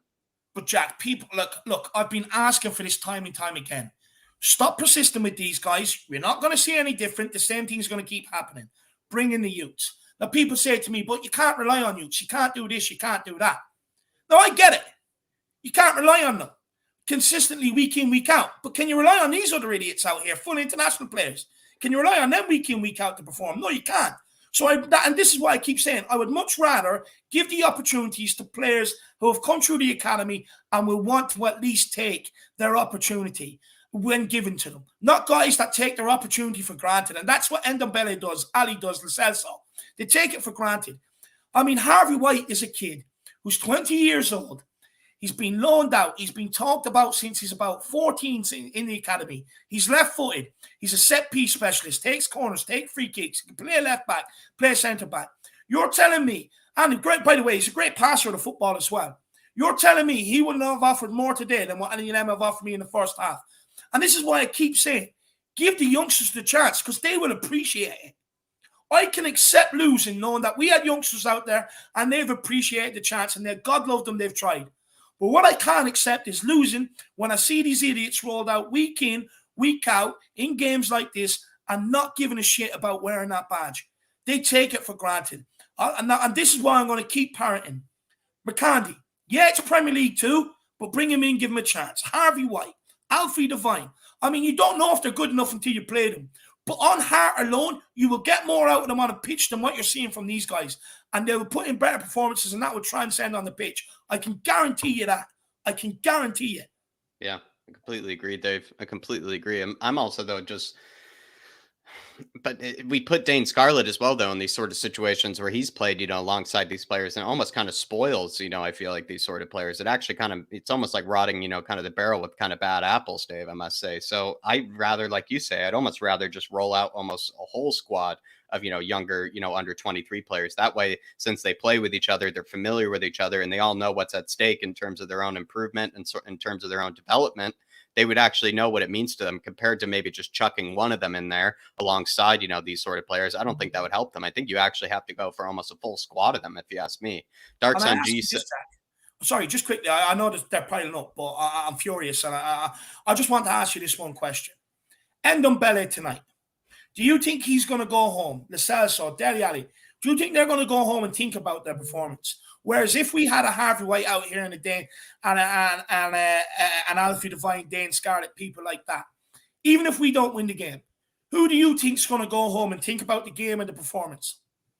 I actually like to think that those sort of players, Dave, they actually probably point, the finger at someone else. To be honest, I don't think they actually look at themselves. I don't think they actually probably think, when these sort of performances occur, Dave, that they actually look within themselves and realize maybe what they could have done wrong. I'm pretty almost confident, Dave, that they probably just find some sort of scapegoat or some sort of reasoning that it isn't their fault, that has nothing to do with them, these sort of performances, because there's no way, Dave, that they would continue down this trajectory. There's no way that they just churn out performances like this time and time and time and time again if they didn't have any sort of self-criticism. If I actually believe they probably have no sort of self-criticism. I mean, Marcelo even said it. I mean, and Ndombele calls himself La Fente. Dele Alli calls himself a gamer. Lo Celso would rather play for Argentina than for Spurs. It just seems like these guys actually have no sort of accountability when it comes to their actual performances for our football club. And my point is, right, the point that I'm getting to now, Jack, is that I would much rather, as a fan, have someone like a Harvey White go home and think about his performance. Yes. Because he's going to come in for the next week or two and correct what he done wrong. Right. Whereas Ndombele is not. He's just not. He's just going to walk into training and do what he usually does. Lo Celso the same. Dele Alli the same. Whereas at least them youngsters will try and put things right. And that's my point. I would much rather them have games than these guys. But look, we'll keep moving. Sorry about that, guys. Dark Zone G says all those missed passes equals no communications. Absolutely spot on. Absolutely spot on. But the reason why they're missed passes is because it's easy to press. Let Spurs have 4 or 5 passes in front of them. And then when the opportunity is right, they'll press and they'll make us make a mistake or a missed pass. It's too easy. We need to start going in behind. We need to start playing balls in behind. In fact, take off Dele Alli, bring Dane Scarlett on, because we know, one thing we do know about the guy is he will make runs in behind. He would stretch them and ask questions. Shane O'Neill says, Lo Celso set piece, back passes, new contract, please. He's actually atrocious. I actually am starting to believe, and I don't like to make these sort of accusations with players because I know it sounds actually ridiculous to say out loud, but I am actually concerned, David, whether Lo Celso can actually hit the ball 6 feet off the ground. He seems to actually be incapable at certain moments of actually lifting the ball off the ground. He can only just play little dribblers. He can only play balls, kind of skipping off the floor to players. When have you seen Lo Celso actually hit a true banger? When have you actually seen him actually hit it with a bit of ferocity, with a bit of velocity? I actually really am starting to question, because he can't get a corner past the first man. He can't hit a ball over the wall. he seriously don't know what he's even doing near a set piece. I actually don't know what he's even doing near a set piece. So I hate to make these accusations towards players, but we continually see time and time again that Lo Celso is just practically incapable of doing anything from a set piece.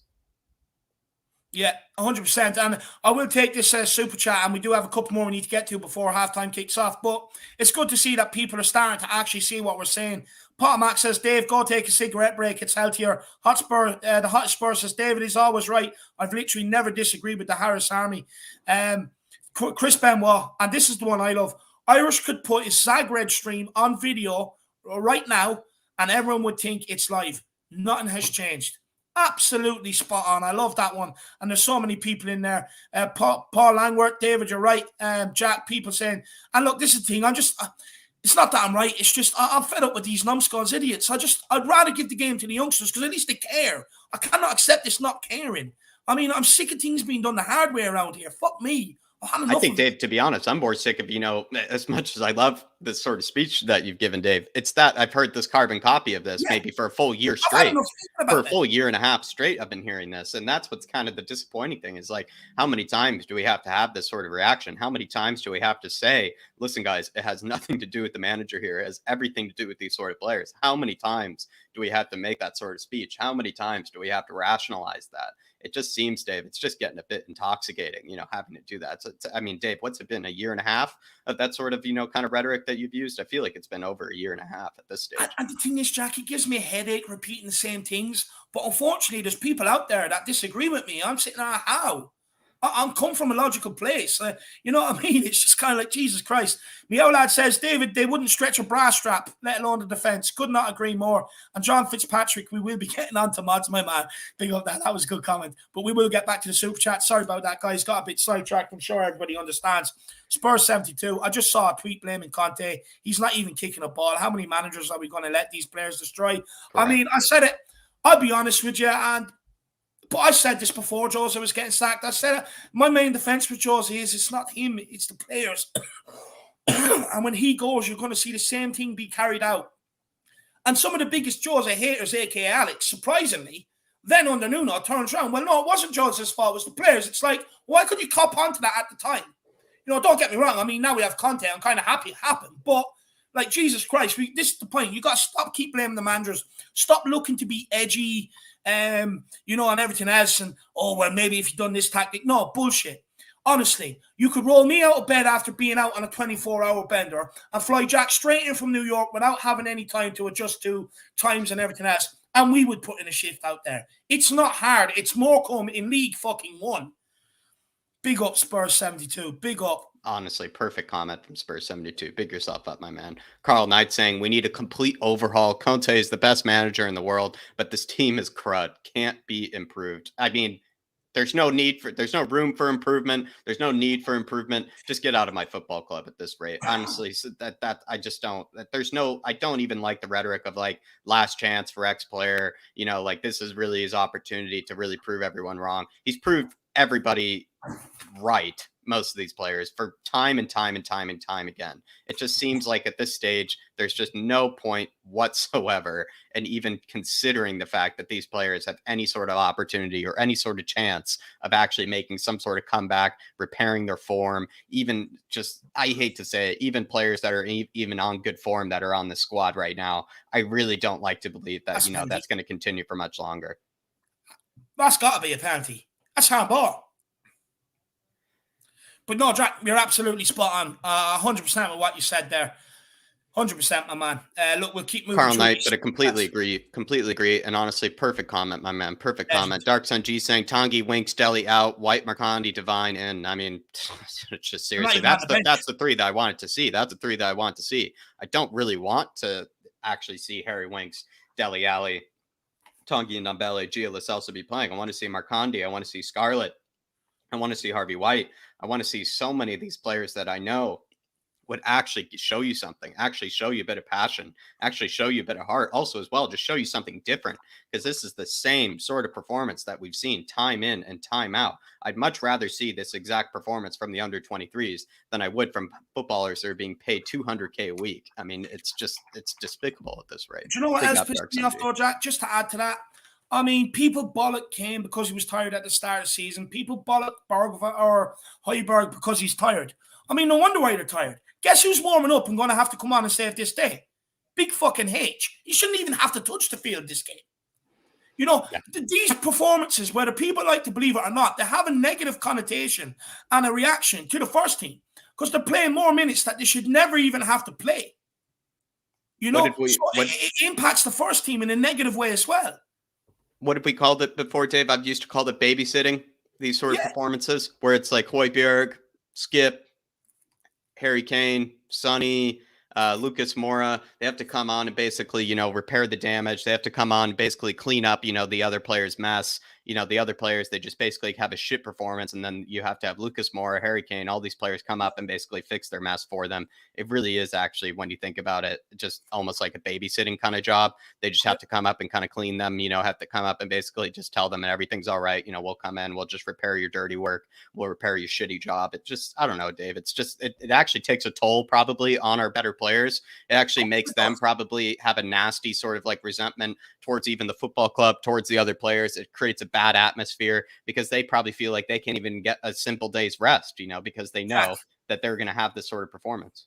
Your comments about resentment, I encourage everybody, go back and listen to Hugo Lloris's words after Zagreb and tell me he didn't have resentment to some of them players out there. You're spot on with what you say, Jack. It's already there. Hugo Lloris showed it last year after Zagreb with his comments. Yeah.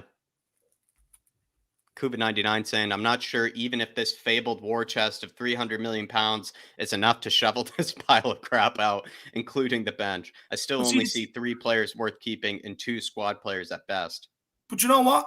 You don't get them out. If they don't want to leave, or their agents, or they're not instructing their agents to get them out, well, you just bring in players and put them completely on the periphery until they decide they want to leave.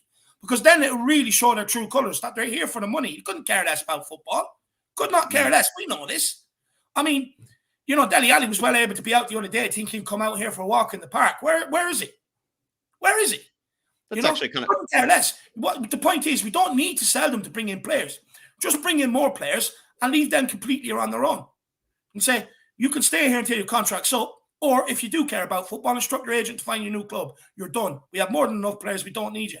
You don't have to include them. You do not. You just tell them you're shit. We bought bad, unlucky.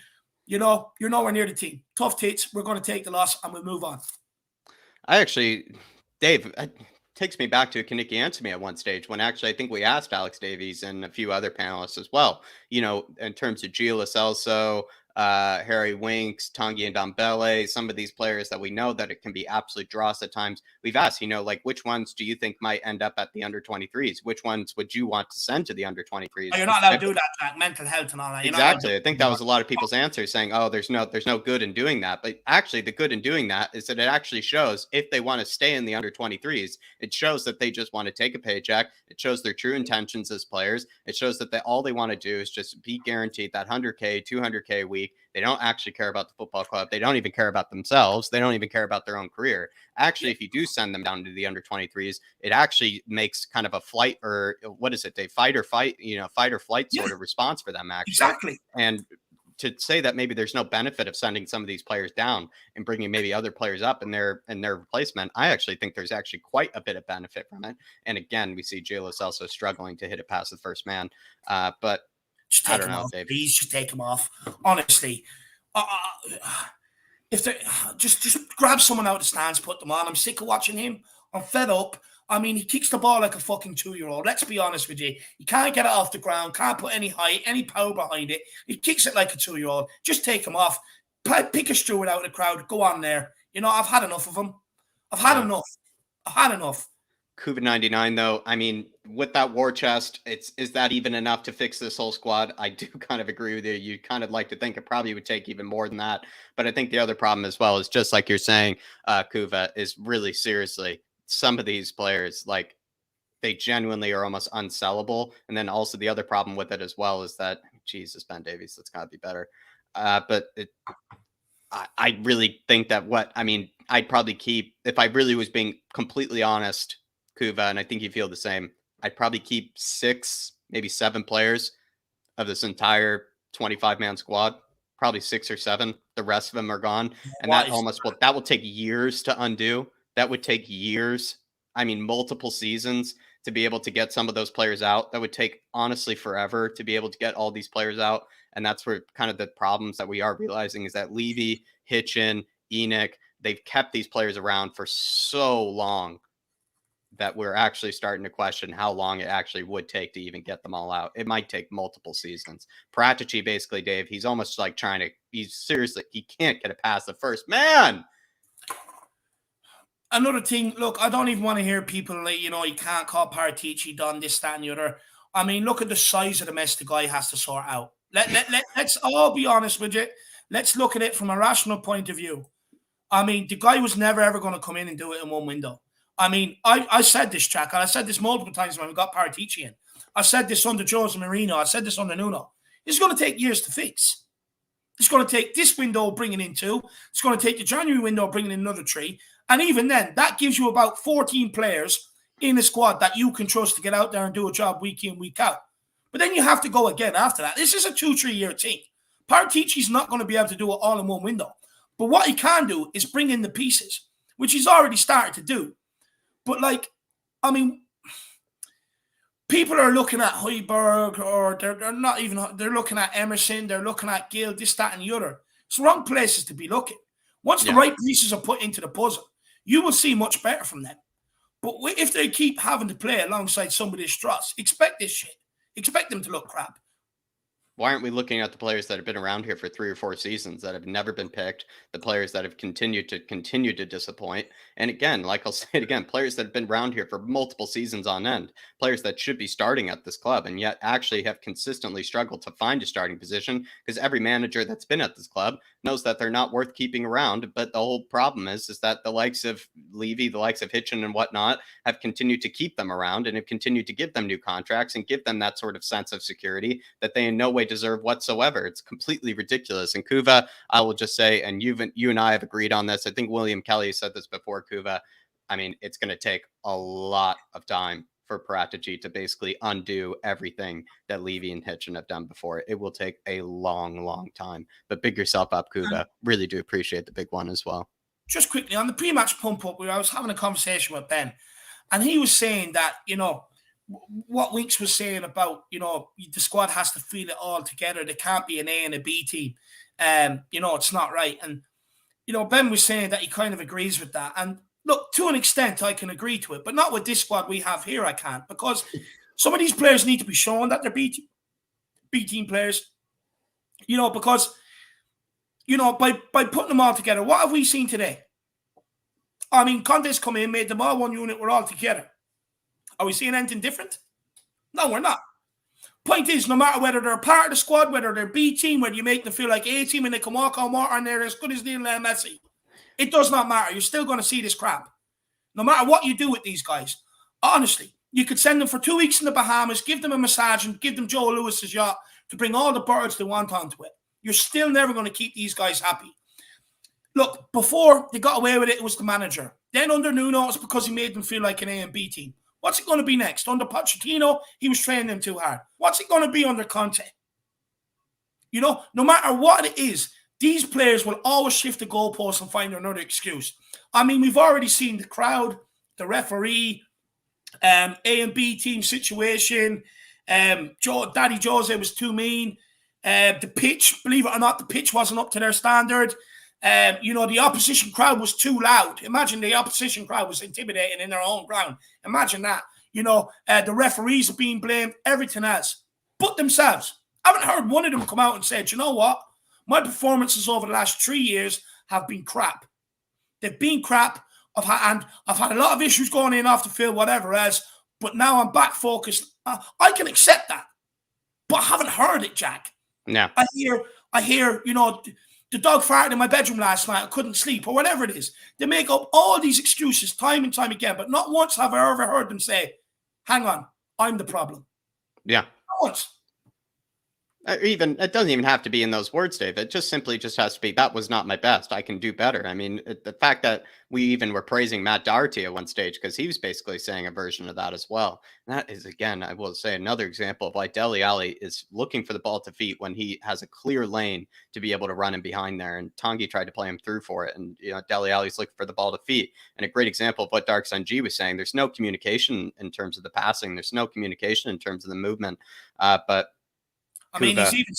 He's even switched Doherty and Session this week, this half. Session is right wing back and Doherty's left wing back.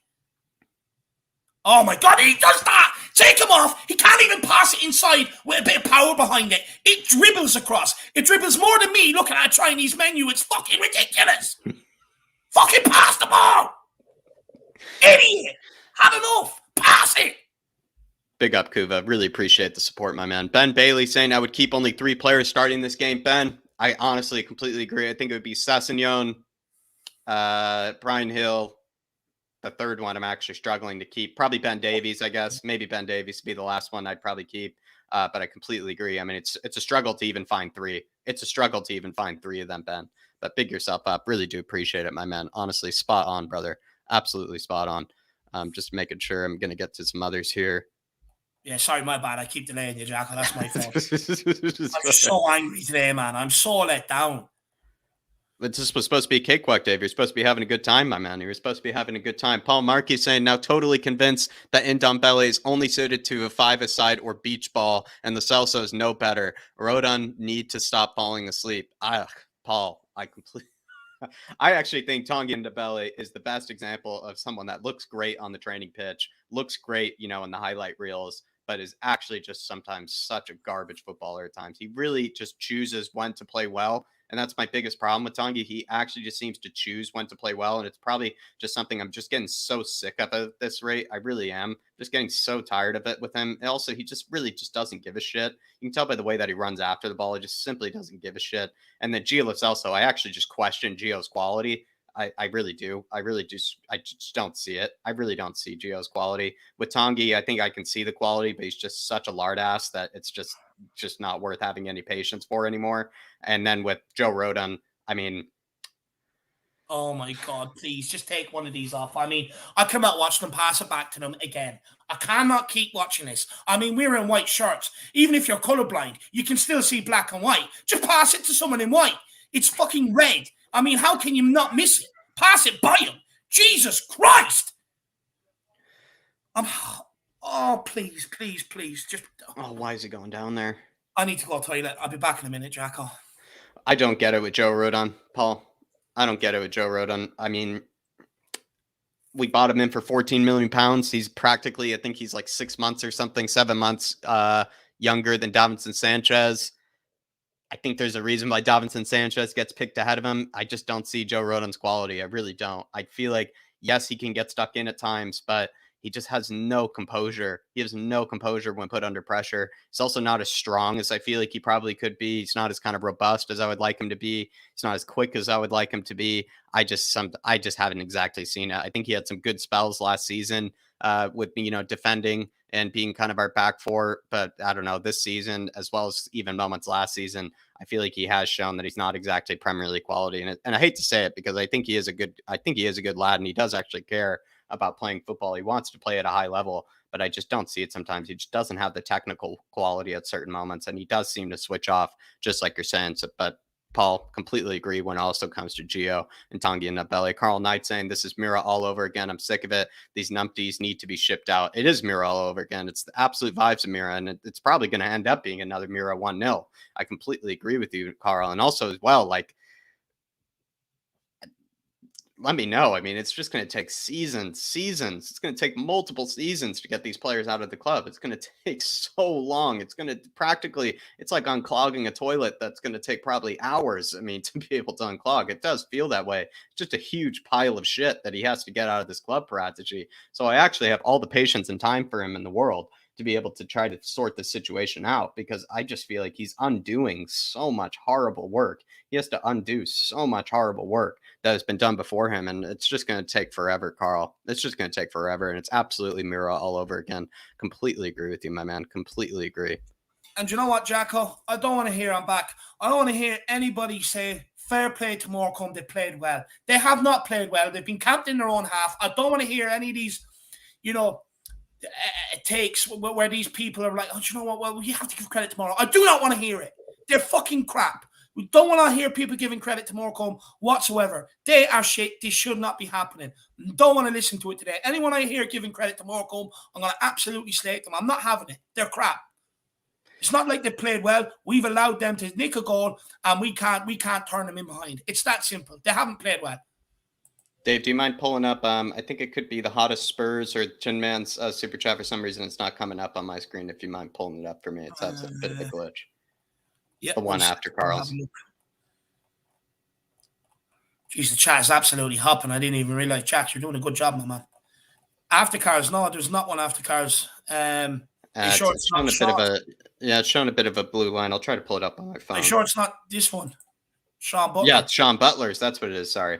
Yeah, I couldn't click on it for some reason. But Sean Butler, apologies for that. He says, "What a shit show.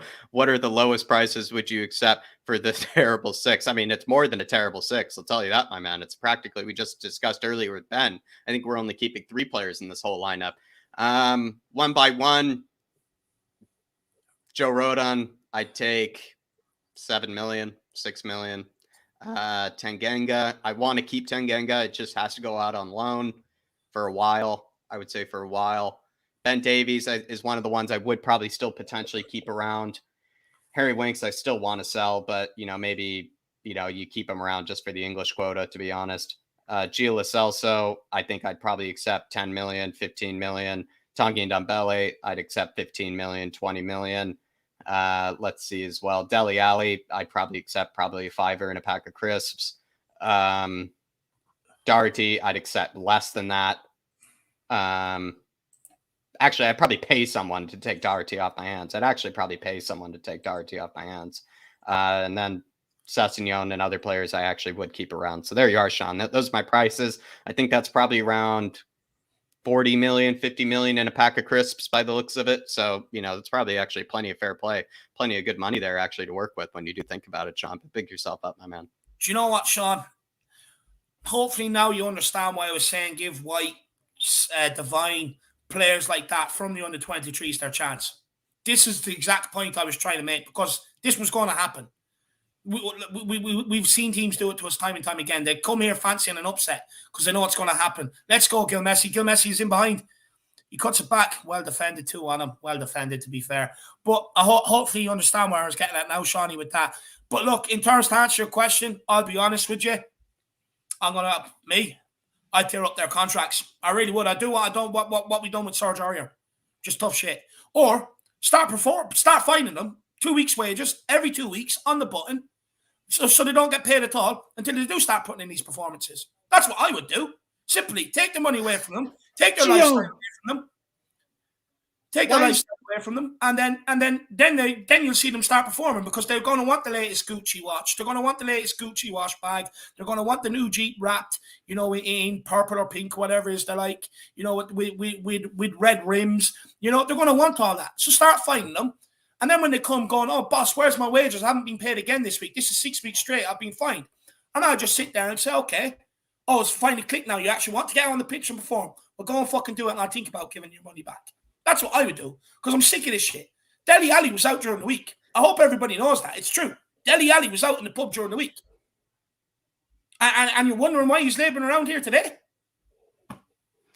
There you are. But I mean, Dave, I just hate to say this again, that's another example. Gio Lo Celso, that position he took up in the middle of the box there, I've seen last season, Gareth Bale, we saw that goal that he had where he just curled it into the upper V's. He just kind of bent it around the keeper, just kind of dinked it into the top bins, Dave. And I mean, Gio Lo Celso, he, again, can't even get the ball off the ground there.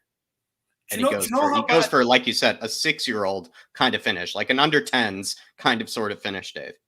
Do you know how bad things have got at this club? We're asking for 32, 33-year-old Gareth Bale to come back, even though he's already moved on. We are debating whether to bring Eriksen in and let him train with the club to see if we can get him back out on the pitch, because things have got that bad. We were fuming over Newcastle signing Kieran Trippier, who cost us the Champions League final because he couldn't defend, and all they'd done, and they knew it. I could see it when I was over there for the derby. Everyone just put balls in behind Trippier's head because he can't deal with it. What happened in the first couple of minutes? They went and won a penalty, straight thing, ball over his head, down his side, and now we want him back. That's how bad things have got at this club. Danny Rose has left Watford. People out there are saying, oh, maybe we should bring Danny Rose back. That's how bad things have got. Because we cannot move on. Because the chairman hasn't allowed. And now things are about to get even worse. Skip has come on for Ndombele. Dele Alli's come off crying. Harry Kane is on. And Lucas Moura's come on. We should not be looking at these guys to save this game. This game should already be dead and buried. Should be bringing on Dane Scarlett, Harvey White, Alfie Devine. They're the players that should be coming on. Not some of these guys. Seems unfair to bring off Hill as well, to be honest, but I think it just makes sense. More lively than he's done more than Celso. Done more than I think any other player on the pitch, to be honest, Dave. I look at the fans clapping Dele Alli. Jesus Christ. Oh my God. What? Stop clapping him. Stop clapping him. Just abuse him. I don't care. I don't usually condone abuse. But he deserves it. I mean, 3 years is enough now. How on earth are they clapping him? How on earth are they clapping him? Because everybody else around him is saying, "Oh, Dele, you're great, you're fantastic, you're Glenn Hoddle, you're Paul Gascoigne, you're Maradona, you're Ronaldinho, you're great." He needs to hear some home truths. Give him home truths instead of clapping him. Oh, well done, Dele. Yeah, well done for doing absolutely nothing for the last few minutes or for the last 60, 70 minutes. Thank you for doing nothing, but we're going to clap you anyway. And you wonder why these guys keep thinking they're the best. That's just shocking that he's getting clapped. That's actually shocking to me. I don't know what on earth he's done in the last 4 years to even be clapped for. That's what I would also even say. What's he even done in the last 4 years to even be clapped for? But Sean, completely agree, my man. Paul Markey saying, can now see Conte going to United in the summer. I mean, I've said this before. Could be before the summer. Could be January. I've said this before, Paul. I genuinely think Antonio Conte probably has to win Man of the Year, for, the charity work that he's doing at this club. I mean, it's actually charitable what he's doing. What is it? L'Oreal Man of the Year. There's no reason, Dave, that he should have taken this job. He's actually done it out of the kindness of his own heart. That's why we do call him, the second coming of Christ, because he's come down to humble all of us. He's come down to help us when we absolutely don't deserve it and we don't need it. I mean, he's come to this club to try to fix us, and yet he's now realizing and seeing this club is practically unfixable at a certain stage. It's just going to take multiple seasons. It's going to take forever to be able to fix this club. So I would say, everybody, you might as well just nominate. Oh my gosh, please. Wow. That's way too easy. That is shocking. But again, people are going to blame like Harry Kane and Skip and Lucas Moura for not coming on and change this game. I mean, there's only so much they can do as well. Look at that. He just skips. I mean, the whole defense is just dropping deeper here. Come and have a shot. That's literally what they're doing. Send him a postcard, stamped and everything. Have a shot on our goal. Fuck me, go and close him down. He's league one, he's crap. I mean, you seen the shot. You seen the shot he took. Don't even let him get there. Just take the ball off him.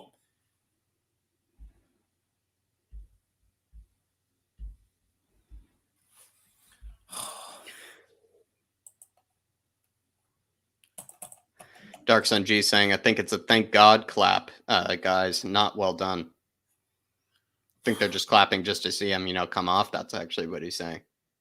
Do you know what? I hope that's the case, Jack. I think I've frozen, so I'm going to have to turn this off, turn it back on. No problem. Dark Sun G, I hope that's the case. I really do. I really do. I just can't take it anymore. I really just don't. I just have no patience for Dele Alli anymore, Dark Sun G. I really don't. I just don't want to see him be given any sort of praise anymore. Don't want people to say that, oh, he's not being played in the right position, etc. It's just, we have every excuse under the sun for Dele Alli. He's been here for his last good season was 4 seasons ago. 4 seasons ago was his last good season. There's no reason that we should continue to have so many excuses for him. There's no reason. And he's even playing in the position that Lucas Moura with a huge chance there. Lots of fans have been saying that we're not playing Dele in the right position. We're not giving him the right opportunities. We're not putting him in the right squad. I mean, how much do you need to coddle him? How much do you need to take care of him? Because seriously, there's no reason we should be giving him this much, patience, this much time. Dark Sun G, I hope that was the case, like you were saying. I really hope that was the case, my man. Lucas Moura with a great chance there.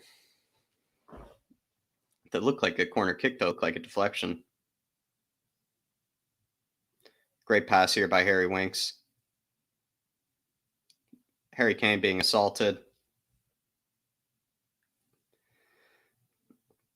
Plays it a little bit behind Lucas Moura. Doherty chases it down. Probably should have already been there. I don't really know what he's not doing there, to be honest.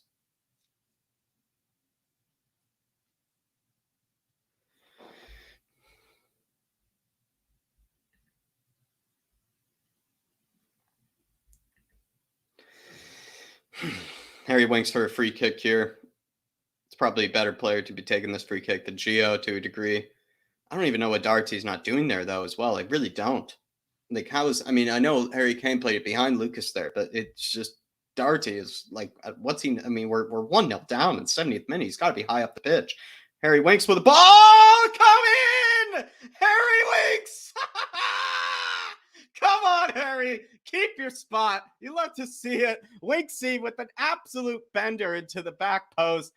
I don't think anybody really had a hit on it. I don't think anybody had a touch on it. Harry Winks absolutely doing one. Oh, that's beautiful to see. Actually, very, very similar to Sonny's goal, I believe, against Watford at one stage. I think it was, or no, I believe against Wolves, it might have been. Beautiful, beautiful, beautiful back post cross there. Seems like no one touched it. He just hit it into the back post. Not sure if he was really going for it, but you just love to see it. I mean, beautiful from Harry Winks. Absolutely beautiful hit. Bit poor keeping there, I'll be honest. Actually, quite poor keeping.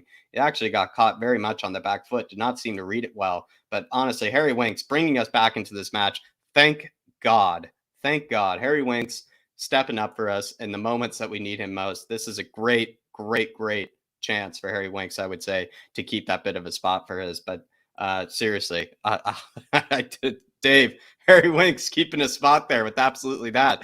Absolutely just bending one into the back post. It seems to have overhit it, but, definitely, took advantage of probably some poor goalkeeping. And, he's gotten us back into the match. I mean, thank God for Harry Winks. I can't believe I'm saying it. I mean, do you know what? I want to give a guy, Kyle Patrick Vineyard, KVP, a big shout out. He actually said on the pre-match pump up, he thinks Harry Winks could produce something like he did in the Europa League that time, where he was going for a cross and didn't mean it and he went in. He actually predicted that today. Fair play to the kid. But Winks, happy days. I mean, but I'll be honest with you. I mean, I'm delighted we're back in the game and everything else, but I'm not going to sit here and laud them and, you know what I mean, and everything else. At the end of the day, everything I was saying up until this goal has been justified. And I still maintain it, and I'm still going to continue with that narrative after the game. Like, the thing is, we shouldn't bring on, unlucky Lucas, or good header back to Harry Kane, and Harry Kane just puts it wide of the post. But, I mean, we shouldn't have to be relying to bring these guys on to do this. No. We shouldn't. But look, it does look like potentially we can go and win this game 2-1 and get out of here without actually having to play extra time and penalties today. But, I mean, we shouldn't even be in this position, Jack. We should be sitting here 4-0 up right now, 4-1 up. I mean, we haven't even really created any proper clear-cut chances, and the goal we scored was a fluke. To be funny, though, it's actually quite interesting. I feel like Harry Winks has already he's already created two huge opportunities for the moment that the moment that Lucas and Harry Kane have come on, which is actually quite interesting to a fact.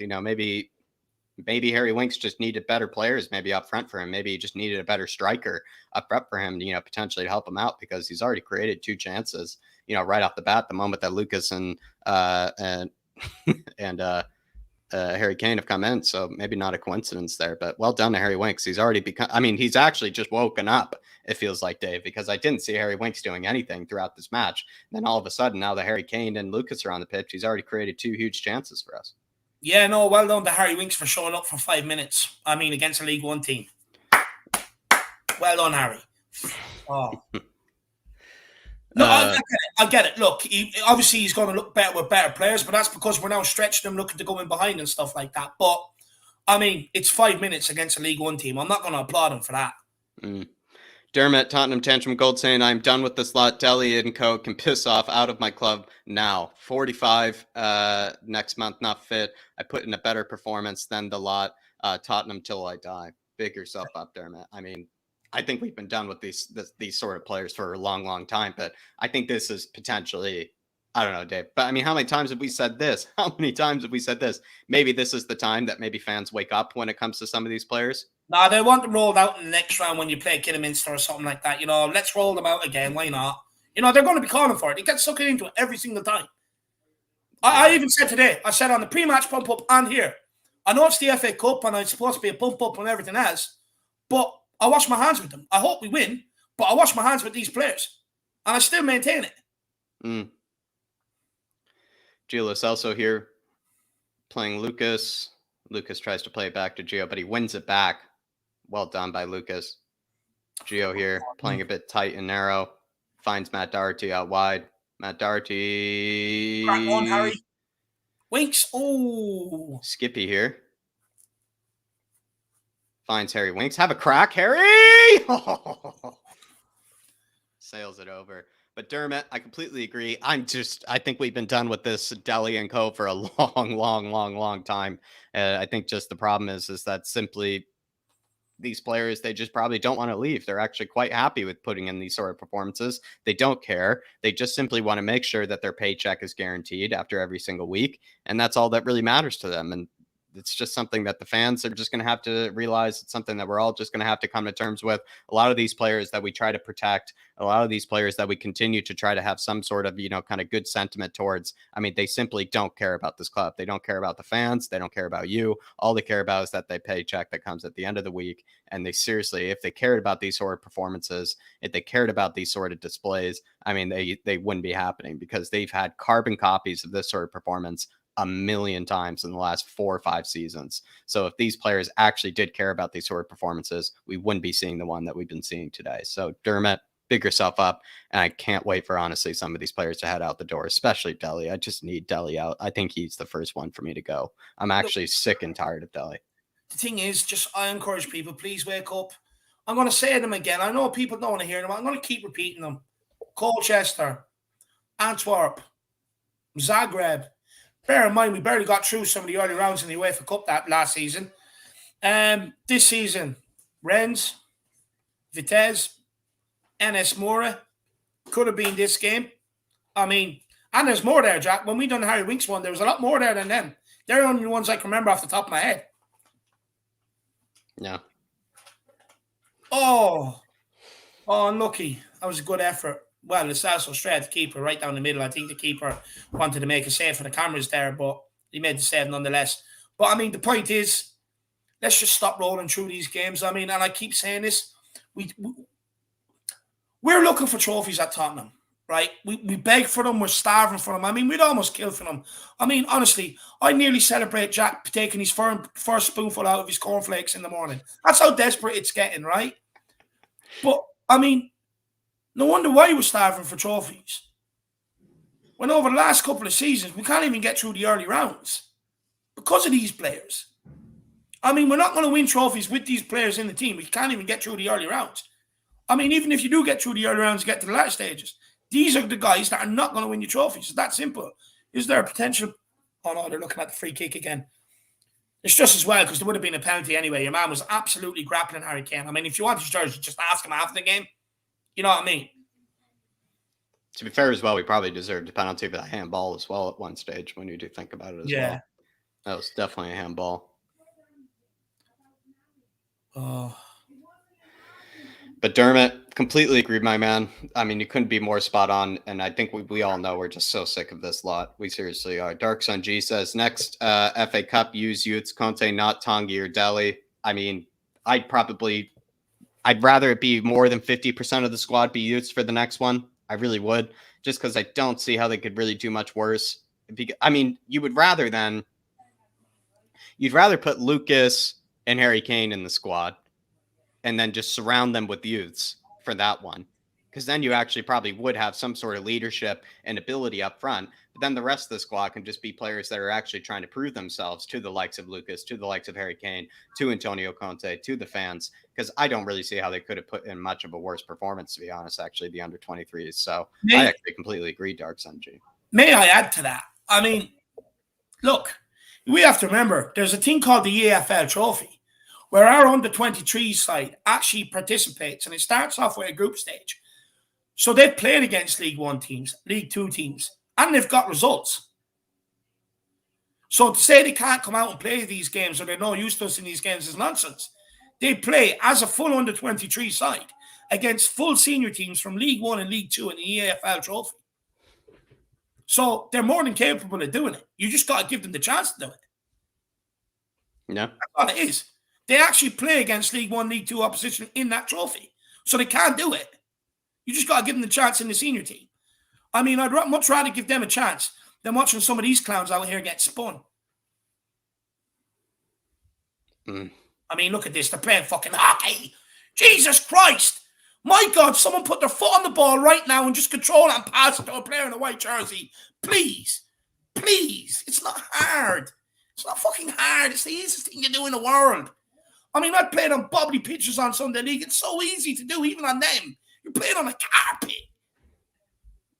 Carl Knight saying, well done, Jack. I was going to say we can force extra time. LOL, you and David are legends.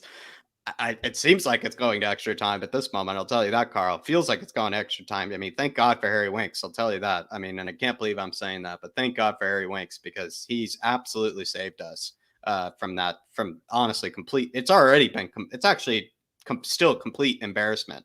This is still complete embarrassment, but he has saved us from even further embarrassment, I must say. So, I mean, Carl, I mean, it is going to go into extra time, but really do appreciate the love. Really do appreciate the support, my man. I mean, look, let's get the party poppers out. We're going into extra time against fucking Morecambe. There's no way he gets through here. Skippy, absolutely brilliant. Oh, Raph!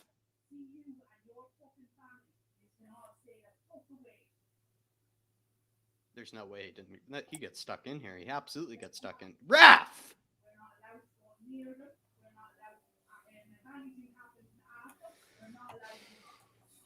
Oh, here we are. Come on, put this to bed right now.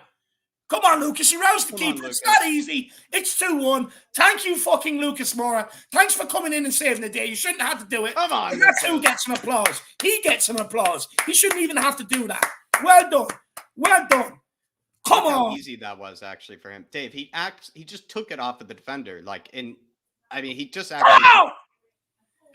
Dave, how easy was that for Lucas, though? Does that really just say a lot actually about the sort of performance that we saw earlier? How easy that was for Lucas? He doesn't get to do that against Premier League sides. It's not like you get to do that against Premier League teams where you just get to nick the ball off them and that sort of situation. It actually says a lot about the quality of these Morecambe players that Lucas was able to do exactly what he's just done right here. I mean, Jack, you just have to have the right intensity, desire, and heart, don't you? Passion.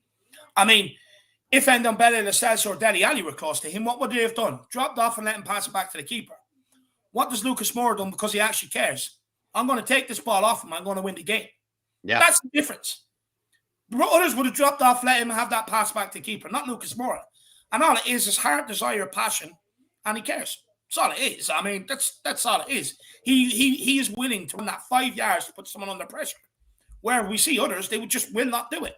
They will not do it. Whereas Lucas, he's like, look, it's only 5 yards. I love this club. I'm going to do it. Whereas other people, they just don't want to. They sit back, happy days.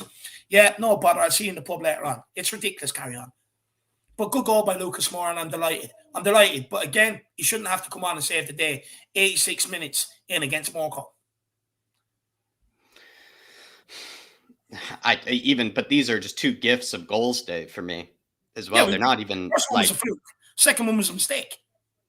Because the first one, I think, as much as it's a great strike, it's a great ball by Harry Winks. Don't get me wrong, it's a great ball, but any Premier League keeper is not letting that into the back of their net. I'm sorry, they're just not.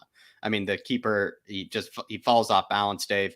You know, he finds himself actually great ball, great one by Emerson there. Harry Kane!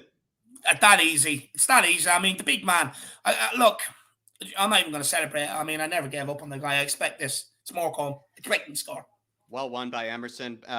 Well done by Emerson. And that touchline there at the end of their own opposition half. Wins the ball back. Plays it, I believe, to Gio, who I think it was. Gio plays it into Harry Kane's feet. Harry Kane holds the ball up like Dele Alli should have the whole 70 minutes that he was on the pitch. And honestly, well done by Emerson. One of our own.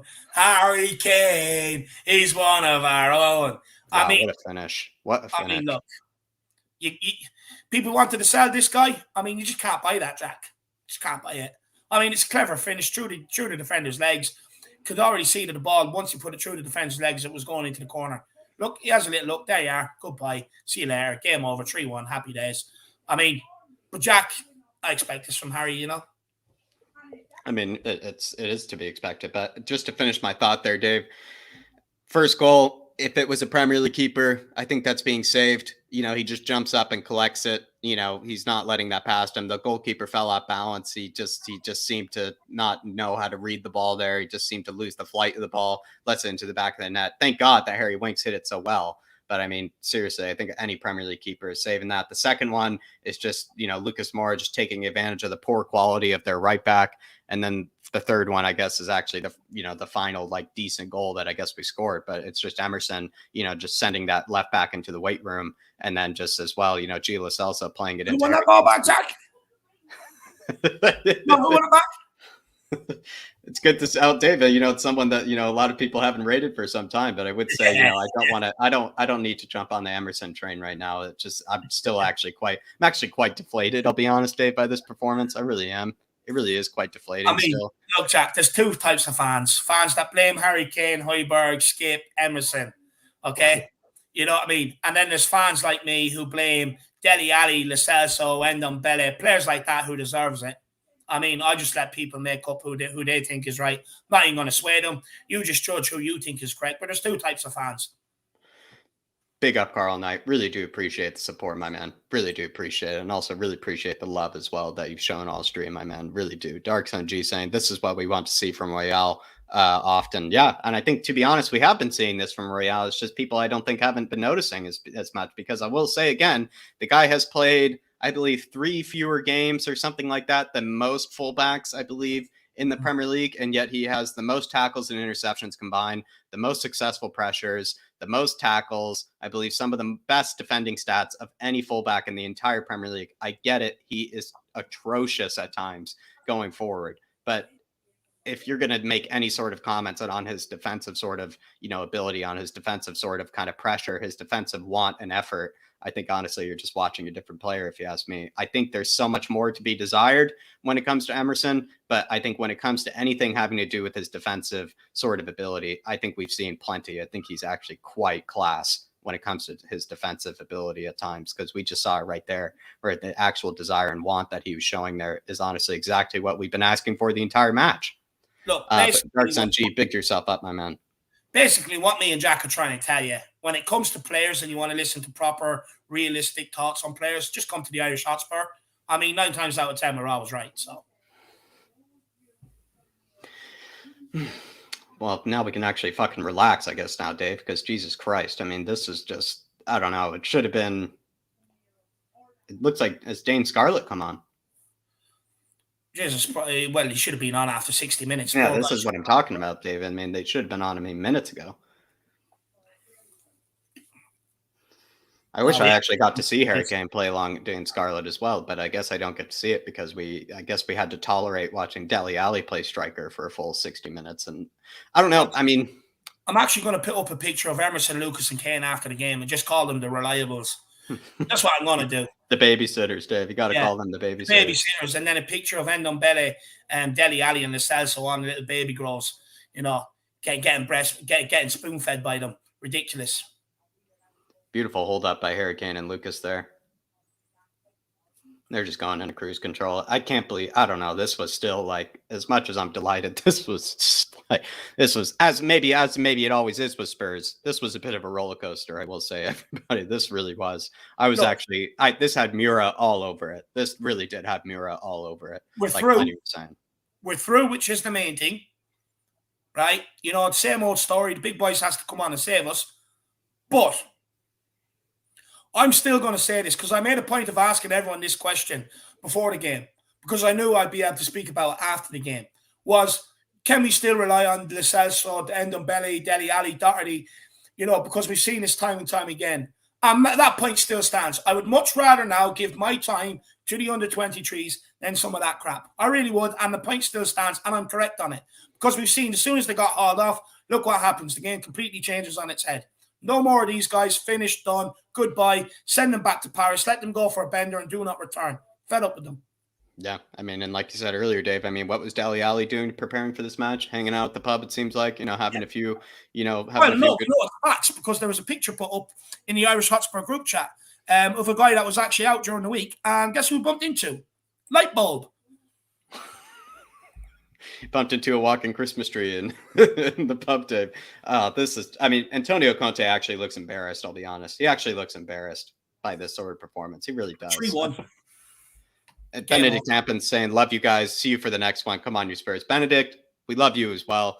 Absolute legend, absolute goat of the chat. I always see him in here, Dave. He's an absolute Yeah. legend. Benedict is. So just want to big yourself up, Mr. Hampus. Honestly, you have a great name as well, I must say. Benedict Hampus. It's actually just rolls off the tongue. So big yourself up, Benedict. Also, hopefully you're keeping well. Maybe now you can enjoy your Sunday, my man. But seriously, for at least 40, 50 minutes of that, I mean, I was probably getting prepared for another awful Sunday that Spurs have ruined for me. So at least they were able to make it at least a bit better. But I mean, Benedict, big yourself up though, my man. At least your Sunday was saved by the mighty Tottenham Hotspur at a certain stage. But Dave, a few talking points maybe for this one. I think we have to start. This is maybe a weird place to start, but it's just what's been on my mind recently. And it has to do with, we've been talking constantly about how maybe Dele Alli, there's the rhetoric that he's not played in the right position. He needs to be played as a striker. He needs to play as a second striker, making runs into the box. Basically, they're just all these sort of kind of rhetorics around where Dele Alli should play, what he's better suited as. I mean, him as up front as the striker today, given his opportunity against a League One side that probably might get relegated this season, didn't seem to do very much with it. I mean, what would you make of that then?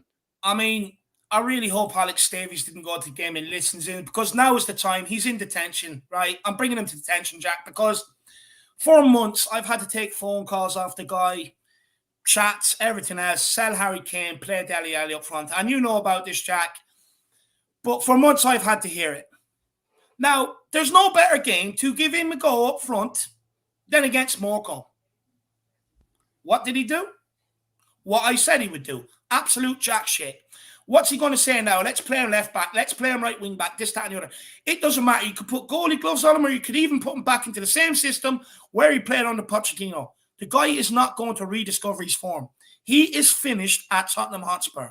He is done. He doesn't care anymore. He's lost the will to play for Tottenham. Tottenham, as far as I'm concerned, the fans have lost the will to keep giving him support, keep giving him chances. Dust your hands with him, move him on for the benefit of this football club so we can now start moving forward. The same with Ndombele. Look, I used to call him Ndomballer at the start. Everyone can see there's players in these guys, the Celso, but they just don't care. They just don't give us enough. They're too passive. They're just out there strolling around. You bring them off, you bring on players with urgency, Kane, Lucas. Look what happened, Jack. Yeah. Look what happened. And this is why I keep saying to people, I don't want to hear any more talking about Højbjerg, any more talking about Skip. Let's bring in Ndombele. Let's bring in Lo Celso. We don't create enough chances. Looking at today's game against League One opposition, compared to what we do when we're against Premier League opposition, we create more chances with them in the team. They may not have as much ability as Ndombele or Lo Celso in terms of beating a player passing-wise, but because they have heart, desire, and they do care and they try things, we create enough chances. Not enough, but we create some chances. But the point is we create more chances with them in the team than any of them other guys in the team. People keep saying, bring these guys on. They're going to change the game. The last game I remember Ndombele changing when he came off against the bench was, I think it could have been the League Cup or the FA Cup, was Ndombele when he came off the bench and scored 2 to save the game. And we ended up going through. That's the last time he's changed the game. Lo Celso hasn't played well since that month under Jose Mourinho. Dele Alli hasn't played well in 3 years. We keep rolling them out in Europa Conference League, in early rounds of the Cup, against teams you expect them to have quality against. And every single fan says the same thing about these guys. Every single fan says it. Surely it's only these. Surely we can do it today. Surely there's enough there today. Well, you would think so. But the answer is there's not. We've seen it time and time and time again. Now start giving me the under-23s. Start setting an example around here. Because until this culture changes of bringing these guys in for these games, things will not change at Tottenham Hotspur. Once they know they're still going to get a few minutes every season, and it doesn't matter how many minutes they get, they're just happy to take the paycheck. They don't care if they're out there. We will not win trophies. It's that simple because they do not care. Lucas Moura, he made a 5-yard close down because he cared and he won that ball and we scored off it. Emerson, where Harry Kane's going, he closed him down, won the ball, took it off him. Did you see Doherty do any of that in the first half down the right side? No. Did you see Lo Celso, Ndombele, or Dele Alli doing that in the first half or even in the second half? No, because they do not care. If we want this culture to change and we want this team to change and we want a team we can actually all get behind and believe in, we have to start just washing our hands with these and bring through some of the under-23s until we do get in the players to be able to make a full squad. Because if you bring in the under-23s, like I was saying during the game, at least they're going to go home, reflect on the performance, care, and come into training and put it right. The Celso, Ndombele, and Dele Alli are probably on a jet to Paris tonight to go for a party. The culture will not change at this club by some of these players keep getting rolled out. Today is enough. It is more than enough for people to realize. They nearly cost us today. The only reason why we went through is because we changed the game from the bench. Which, may I add, people against Watford were giving out about Conte's tactics, his substitutions, this, that, and the other. Same against Southampton. Well, what I will say, after today's evidence with these guys, until Kane, Lucas, and that came off the bench, two things that have been proven. Conte, you can question his tactics, his substitutions, all you want. He doesn't have the players to bring off the bench to affect the game. Second of all, when he does have the substitutes to bring off the bench and affect the game, he's proven he can do it. So I don't want to hear any more talk about Conte. He's put all that to bed. That's what that's proved. He can't change the game if you give him the players on the bench to change the game. And the reason why he doesn't, and people criticize his substitutions, and the reason why he doesn't bring these guys off, and so many fans call for it, I think it's going to change the game, is evident here in the first 60, 70 minutes before we made substitutions. And that's all I'm going to say on the matter. Agree or disagree, but I know I'm right. Well, plenty of those substitutions, just quickly, we did see give a starting, kind of opportunity here against a League One relegation side. And look what they've done. Absolute zilch. So it just shows, when these players are coming on in the 70th, 80th minute, Dave, to potentially make an impact. If they can't make an impact against a League One opposition side in 80 minutes at home, what do you expect them to do against a Premier League side with only 15 minutes left to play? Absolutely nothing. So it really does show. They actually can't even do anything against this sort of opposition. How do you expect them to even do anything against a Premier League opposition? And then also think about the predicament that puts Antonio Conte under, where he's basically just looking at the whole bench behind him and just thinking, God, which one can I actually expect to do literally anything to come off the bench for it? So, honestly, I don't envy his position. I do not envy his position. No, but look, people ask the same questions of Conte that they asked after Nuno, asked under Jose. It gets boring. Look at the bench. Tell me realistically, who is going to come off the bench and change it? No Spurs fan can sit here and tell me the names they give me is in hope that they come off the bench and change it. It's not for certain.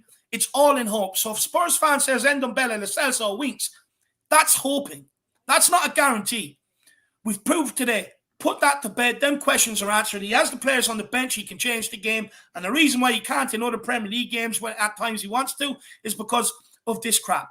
And that's why. But another thing. Do you want to know why I think he actually switched to fullbacks in the second half, chat, which I do want to address quickly? Is because Doherty could not do anything down the right-hand side. Yeah. Sessegnon was opening up time and time again down the left-hand side. And what he was doing was cutting in. Right? And the reason why I believe he changed the fullbacks is because he actually wanted to give Emerson a rest. So he switched Doherty over to the left-hand side to continue on the good work that Sessegnon has already done. And because he was getting a lot of room cutting in onto his right foot, he just doesn't use it. That's why he brought Doherty in, to be able to cut in and do that. Did we see Doherty do that in the second half? No. And that's why he switched to fullbacks, in my opinion, today, to try and get Doherty into the game and hoping Sessegnon could just keep doing what he was doing from the left over to the right-hand side. And in my opinion, he changed the fullbacks just to try and get Doherty into the game because he didn't want to have to bring Emerson off the bench. Ridiculous. Not Conte, but the fact that he has to do that with a Premier League player. Yeah, that's actually that's scary, actually. I just want to say quickly, Sean Butler, I sent you the link, man. I actually thought I sent it to you before the game. So God knows who has the link in their WhatsApp. Someone does, but I thought I sent it to you. Obviously, I didn't, but it is there if you want to go on and have a chat, my man.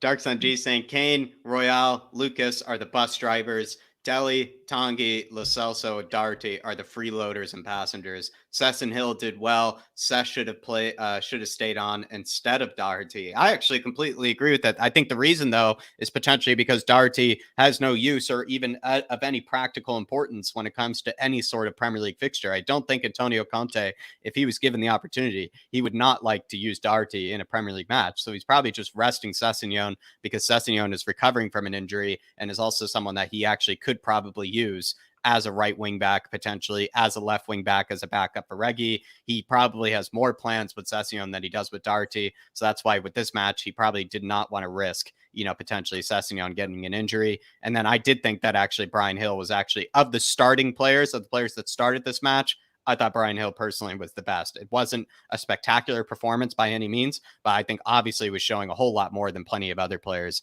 Darks and G. And then Kane, Royale, Lucas, I mean, they're the bus drivers, they're the babysitters, they're the players that basically clean up these players' mess. I mean, and Dele, Tanguy, Lo Celso, and Doherty are just absolute freeloaders and passengers. Darks NG, spot on, my man. I cannot agree more. Big yourself up. Chase Mullins saying Tanganga for me just doesn't look good enough, lads. It's starting to become the case where I think he needs a loan spell away. I don't want to say sell him. I don't want to say get rid of him because I do have a soft spot for the lad because he has put in some spectacular performances and he has put in spectacular passion for the club as well. But I think he needs a loan spell away, like a 1 year, almost 2 year loan spell away where he can really learn his craft. I actually would personally say he either needs to go to a lower level Premier League side where he's constantly put under pressure, or he needs to go to some club in Europe or somewhere, outside the Premier League where he can actually kind of work on his technical ability and work on, maybe kind of learning from world-class defenders, maybe from other leagues, I think would help him out. I think just a loan spell away is exactly what he needs. You know what, Figure Jack? yourself up, Chase. Can I just change not good enough to maybe naive? And the reason why I say that is because we've looked at Tanganga's debut against Liverpool in the first game of the season against Liverpool. He has proven he can actually perform at the highest level in the Premier League. But what he got done by there today, Jack, was just pure naivety. You look at their back four, O'Connor, the number 4 O'Connor. He's street smart. He's old school. He's wise. What he done is he waited for Tanganga to take his eye off and look at the ball before he made a move off Tanganga. Very clever. It's old school. It's the oldest trick in the book. You wait for the defender from the corner to look at the ball, then you make your move because he can't see you. And that's exactly what he done. So I would change not good enough to naive. I agree. I would loan him out, get him a year's worth of football underneath his belt, let him learn the tricks of the trade. And I think we do have a player there. ATM Nerd saying 200,000 a week, and that's how he's going to play. I think we've seen it time and time again, to be honest, ATM. I think the issue with Dembele is just, you see, even this match, you see moments where just these moments of quality, these moments of brilliance, and then just turns it off for the next 20, 30 minutes after that. It's just actually just so deeply frustrating, so deeply annoying. With Gio, I hate to say it, I don't exactly see the quality throughout the match. I just don't see it. With Tanguy, it seems like it is there. He just simply is the definition of a player who doesn't give a shit. ATM. So I think 200K a week, you think that would be enough motivation, to be honest, to be able to do it. Even 200 a week should be enough motivation, to be honest, to be able to do it. But yet, apparently it's not, my man. Apparently it's not. Big yourself up, though. To Bottom Duda saying anyone's buying in Ndombele after seeing that. I mean, against League One opposition, definitely not, my man. I mean, seriously, to Bottom Duda, I mean, let me know in the comments, how much would you sell the guy for? That's a big one. Really. 20 million? But probably your biggest hopes, I would say, to Bottom Duda. I don't think anybody's taking him unless it's some swap deal or something in that sort of sense. But big yourself up, to Bottom Duda. Really do appreciate it, my man. Jerome saying, I don't want to see Ndombele and Dele in a Spurs shirt ever again. Even if we won, should not have brought the big guns in. Jerome, you're just absolutely hitting the complete nail on the head here. This is the whole theme of this sort of performance, is that Dele and Tanguy, they're absolutely done. They really are. There's no reason to even give them any sort of hope, any sort of praise, any sort of, optimism any longer. You can't say they're not being played in the right position. You can't say that they don't have, the right sort of players around them. They just have been given so many countless opportunities to be able to perform, and they haven't done it. And the fact that the big guns or the babysitters or the bus drivers have to come in and fix their mess, it's just pathetic. And to be fair as well, League One opposition, I mean, this should have been prime time for them to be honestly creating highlight reels, destroying, players, breaking ankles, whatever it needs to be. And yet they can't do it, which says so much about them, Jerome. It really does, my man. But Jack, I'll say this again. I mean, the thing is, we question why Højbjerg's so tired at times. We question why Son looks tired and is picking up injuries. We question why Kane looked tired at the start of the season, because they're constantly being overused. Because even when they're supposed to get rest in these sort of games, they're still having to come on and play 30, 40 minutes and try and save these games, which they shouldn't be. So in hindsight, they're actually playing their part in nearly every single game across the season.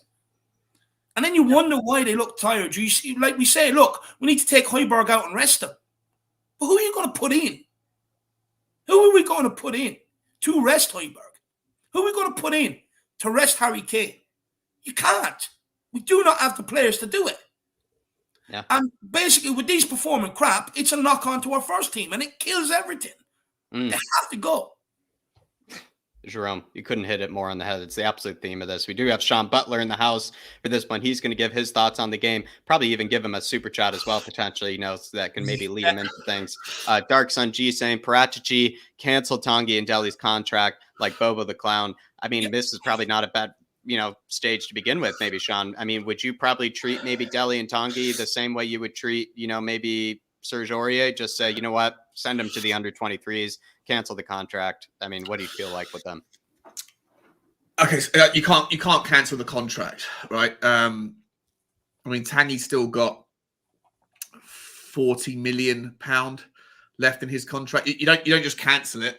Like when you cancelled Serge Aurier's contract, there was a mutual termination agreement that would have been maybe 60% of what's left to let him go now, kind of thing. I very much doubt that Tanguy's in any hurry to do something similar. Yeah, he strikes me as a sort of player that doesn't really give a shit about football, and he's managed to defraud his way to a monster contract, and he'll run it down. Do you know what though, Sean? Even if you can't cancel the contracts, just isolate them completely from football at the club. He won't be long about thinking about it then. Trust me. I think the best thing, the best possible thing you could do for him, because it wasn't just how bad he was today, how bad he's been. It's the attitude. When he was subbed off, I don't know if you were watching it on the street.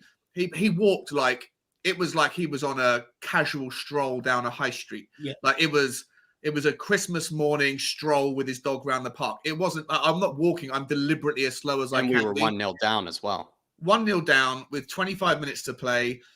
And Harry Kane had to come on and say, get the fuck off the pitch, mate. Like, get off. He had to give him the kind of shove to say, get off the pitch. It's not just the bad performance. It's not the bad attitude. It's the disrespect of all things Tottenham. Right. And his time is clearly done, right? He's clearly done at Tottenham. He can't play. No one wants him at Tottenham. He was brought on because we don't have any other options. But I think that to answer the question directly, can you cancel the contract? I don't think you obviously can't cancel it because that would essentially be Daniel Levy saying, it's £100 million investment. Imagine he bought Imagine Joe Lewis bought £100 million piece of art, and then it doesn't go with the furniture on the boat, so you throw it in the ocean, right? That's essentially that 40 million would go towards a player to replace them. It just it takes away all of that. You just have to wait till they see it out. I completely agree with you, William Kelly. Oh, sorry, mate. Go on. Sorry. Just quickly. There's 458 in house, guys. Everybody, make sure you smash that like button and smash that subscribe button as well. We are a bit behind on the chat. We will catch up. Just bear with us.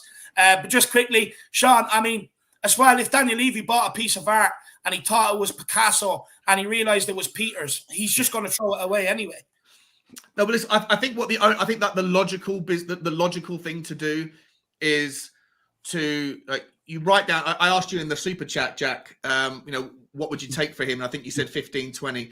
I don't think you get anything like that. I don't think there's a single club in Europe that watches that performance and wants anything to do with that man unless they can get him in for basically free, and maybe they'll pay like 30, 40 grand, right? So what I think that for the wages, I think what the only option is to loan him out for a season.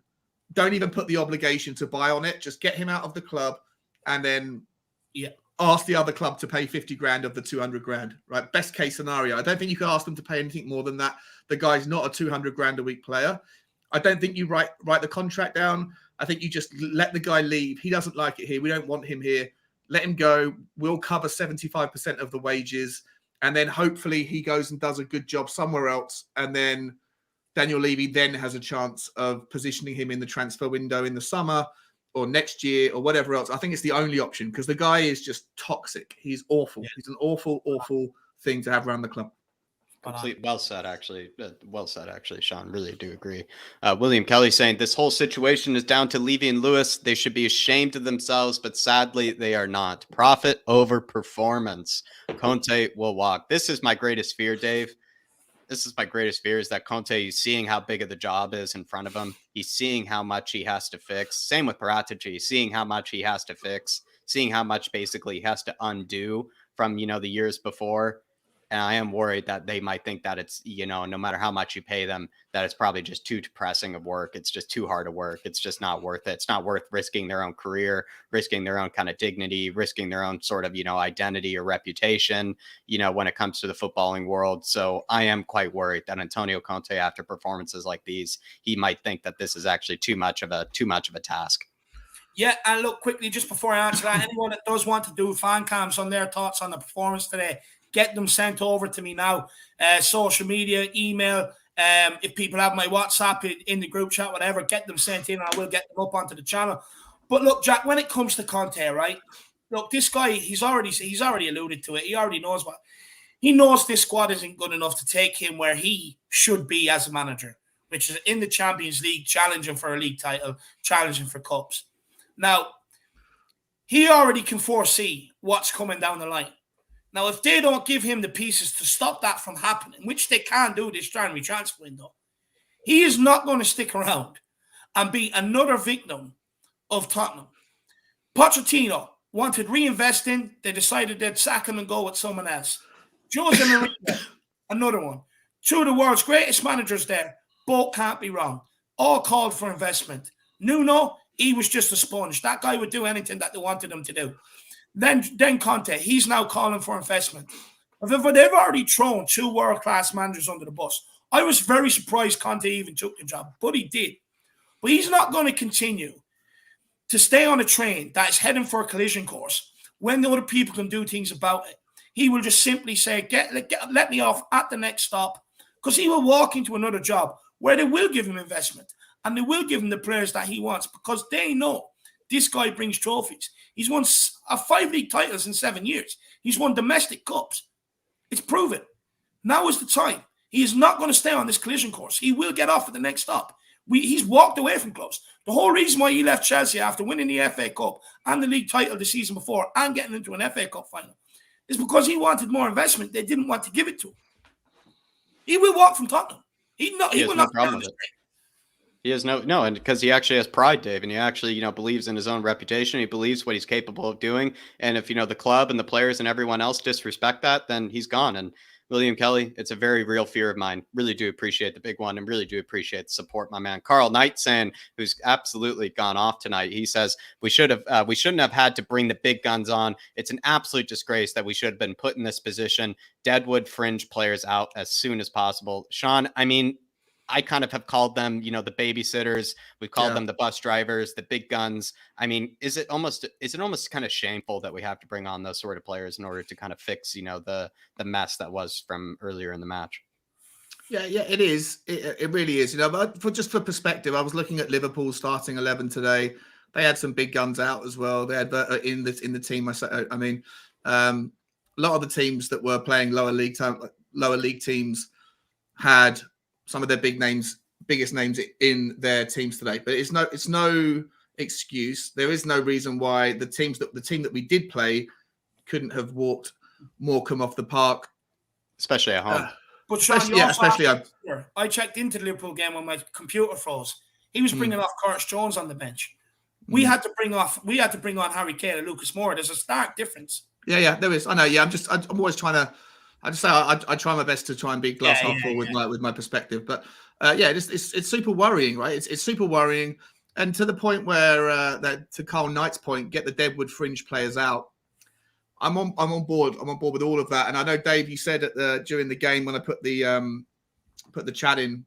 I hope you said I hope Sean you realise now And that what you were wasn't, saying. by the way, I know. Yeah, of course. Trying to, do you understand my point now? No, but I understood it at the time. I totally understood it at the time. My personal ideal, I think my ideal strategy with the under 23 players would be just to get them out. But today I was more than happy to get the under 23s in. I didn't have particularly that much faith who would in the players coming in. Lo Celso looks like he doesn't have any power in his thighs. Like he can. It's not like he's throwing his foot into the ball, but it just never goes anywhere. Doesn't lift. There's no back lift. It's weird. It's like the guy is like an 8-year-old. He's got an 8-year-old set of legs on him. It's very strange. Do you know what it's like? Do you know when sometimes you go and watch an under-8s game, you have that one kid who can strike the ball from his own goal line and goes into net. He can score from corners, score from free kicks. Well, it's like, and everyone else around him cannot shoot for shit. Yeah. Well, it's like that, but in reverse. Everyone else can do that, whereas Lo Celso can't. He shoots like a fucking 6-year-old. It's weird, mate. It's so weird to see, a player of his level with just the inability. I think if you were to ask him to take a goal kick and see how far his biggest hit could go, I don't think it would carry the goal, the halfway line. He really is ineffective with his hitting with the ball. But sorry, I'm getting off the topic. To your point about getting the Deadwood fringe players out, the only thing I'm going to posit here is I don't think it's easier said than done. I don't think there's many buyers. I don't think anyone would look at Ndombele. I've already mentioned him. No one wants him, especially not on the wages or any kind of salary for him. Lo Celso doesn't look. And how much do we pay for Lo Celso? 40 million. Yeah. I think he's someone that you're going to have to keep. Can I put a different spin on it, Shawnee? Yeah, go for it. So just like a few minutes ago, you were mentioning with the painting, but like I said, if he buys a Picasso and turns out it's Peter, he's not going to hang it up in his... Worthless anyway, yeah. Yeah, it's worthless. But like with these guys, look, do you know what? I fully get what you're saying. It's not as easy. I mean, Jesus, it's not. You can't just say, put them up on the transfer list, someone's going to take them. It's not going to happen. But can we not just start isolating them? Just say, look, you can train all you want on your own, come in at different times to the first team, whatever else, but just stop using them altogether. But our squad is so threadbare anyway, Dave. It's like, who do you? And to your point, you're arguing you'd have the under 23 players come in. But how do you think an under 23 player is going to do against Chelsea on Wednesday night? But what's Ndombele or Lo Celso going to do on Wednesday night? So in your mind, if you had to put your life on it, who's going to perform better? One of those twins in the under 23s? No, I'm not talking about twins. I'm talking about Harvey White, someone I know who will step in and perform. Yeah. Okay. Because the thing is, I get what you're saying, but I mean, how many times do we have to keep rolling out Ndombele, Lo Celso, and stuff like that? And I get what you're saying as well. Before we say, let's roll them out again and see if they do something, because it's only hope. Whereas at least with an under 23, Sean, even if he doesn't perform, at least he'll go home and he'll think, what did I do wrong? How can I get better? Lo Celso and Dele Alli and Ndombele, they're not doing that. They're not. You're right. I think you're right, mate. So why not? What's the worst that could happen, right? Let's give it a shot, maybe. See what happens on Wednesday. Well, Carl Knight, I think what Sean is, really saying is, and I've been saying this as well, today, it's just going to take seasons. I mean, multiple transfer windows to be able to fix all of these sort of deadwood fringe players. It's going to take a long while. And in fact, with some of them, we're going to have to wait till most of their contracts practically expire anyways, because they're probably not even in a hurry to get out of the club. Sebas Wolf saying, I don't think Lo Celso was bad at all. Actually, he actually tried and showed he cared, not like Dele and Ndombele. Lo Celso's been injured. Ndombele is just laziness. I would actually agree with this distinction that maybe Lo Celso probably tried more than Ndombele and Dele, but I don't really think that's saying very much, because considering the effort that they put in is almost less than nothing. But to a degree, I actually do agree with Sebas here that, Lo Celso did put in more of more effort and maybe more passion than potentially Ndombele and Dele did. But I would say, those guys are absolute poison, though, to this dressing room. So it's not saying very much. Maybe today, Jack. Maybe today there's an argument for that. But let's go back to United when he had an easy ball to put into Son's path. Hits with the outside of the boot, behind him and away from him. I've seen him in Europa Conference League games do stupid finishes and not take care of what he's doing. So the thing is, he has proven before loads of times that the ability is not there either, or else the ability is there, but he just does not care. And as in terms of him being injured, he's always injured. He's only ever fit to travel to Argentina, plays 3 games. Us fans get excited. Maybe go back play the weekend. He flies back. He has a knock. He's struggling to get hard on. Maybe he got scratched on the ear. You know what I mean? But there's stuff that will stop this guy from playing. So I'm not even hearing that injury is an excuse, because the guy, honestly, he's a walking sick note. But of the three of them, of the Yeah. three of them, you would rather you probably keep Lo Celso of the three, wouldn't you? I think you would at this rate. Yeah. I think you would at this rate. Yeah. Do you know what? Of the three, probably. But me, I'm not separating the three. I have them all in the same bracket. So yeah. Fair enough. There you are, Sebas. Hopefully that was a good enough answer. But I do like that distinction that you made, Sebas. Big yourself up, my man. Really do appreciate it. Dark Sun G saying, according to OJam in the comments, Tanguy went down the tunnel after being subbed off. Oh my God, that type of attitude is so outdated and should be fined. I mean, have had to pay the delivery man from Uber Eats. He must have been on a time stop or something. That's well, interesting. David, Uber Eats was outside the stadium. He would have been sprinting off the pitch. He would have been sprinting, so I wouldn't know about that. But honestly, I think that is there have been 30,000 final straws for Tanguy, but that was the final straw. The fact that he walked off the pitch in the slowest possible manner in the world, Sean, and it was 1-0 down, 65 minutes in. It felt like, not very much game time left, not very many minutes left. And he was strolling off of the pitch and he seemed to have no urgency or any indication that he seemed to care at all about the scoreline or what potentially was at stake here. Yeah, his head he's all about himself. He's sulking. He's an arsehole, Dave. I'd heard you say that. He is an arsehole of a bloke. And I don't want any part of it. Well, I heard you guys talking during the game about the idea of finding these players for their behavior, right? And I don't know. And I'm asking you guys if you know, but I don't know how it works. And if anyone in the comments knows, please chime in. I'm pretty sure you can fine people 1 week's wages for turning up late. You can fine them a week's wages for disobeying or being for disciplinary issues. But can you fine a player for anything to do with their performance? Is that something that's kind of contractually? I know you used to be able to. You used to be able to do it. Yeah, I'm not sure whether it's by law now or anything. But trust me, I mean, I've worked in jobs. I've seen managers that don't want people there anymore. They will find a reason to get them sacked eventually. They will. They always give them enough rope to hang themselves. That's all Tottenham have to do. Just give them Dele Alli and Estados enough rope to hang themselves. They're too stupid. They will hang themselves. Yeah, I think the difference is that if you're a PAY, if you're an employee that's on like a salary without an end date to it, then there's ways that you can fire someone. But if you're on a contracted term, then you have to pay it out. Yeah. So I mean, potentially, Sean, we could probably be a bit more kind of kind of a bit more harsh or maybe a bit more brutal when it comes to, because apparently, someone leaked that, Dele Alli, in order to prepare for the striker role that he took up today, he's hanging out at the pub, having a few kickbacks, with some players. So maybe that's something that potentially you could, I don't know, maybe that's something you could find someone for, because that is also violating, maybe some COVID rules, especially in this sort of situation. You might say that's definitely not something that I would advise, because the team's already struggled with COVID. So I don't know what he's doing, hanging out with a pub and, having a kickback. So maybe that's one way that you could go about it. But I agree with you, Sean. It is sometimes a bit unrealistic, but I do like that sort of sentiment. I just want to say it's a good way to get a bit of frustration out. That's why people, I think, say it. I just want to say quickly, I'm dying to, I just want to be harsh, but Sean won't let me. As much harsh as I want, Sean will always come in with the legalities, and it kills my. Honestly, I want to be harsh as well. I'm furious. I know. But I was just sitting back there, and I was like, I feel sorry for Jack, because at times it's a bit like Jack's a bit like the Sky presenter, where he sits there trying to keep the debate going or trying to keep us to shut up so he can keep it going. And then we're like Roy Keane and Gary Neville, where I'm harsh and then comes in with all the legalities. That's what it feels like. Yeah, well, it's good. Accurate. That's accurate. Good team.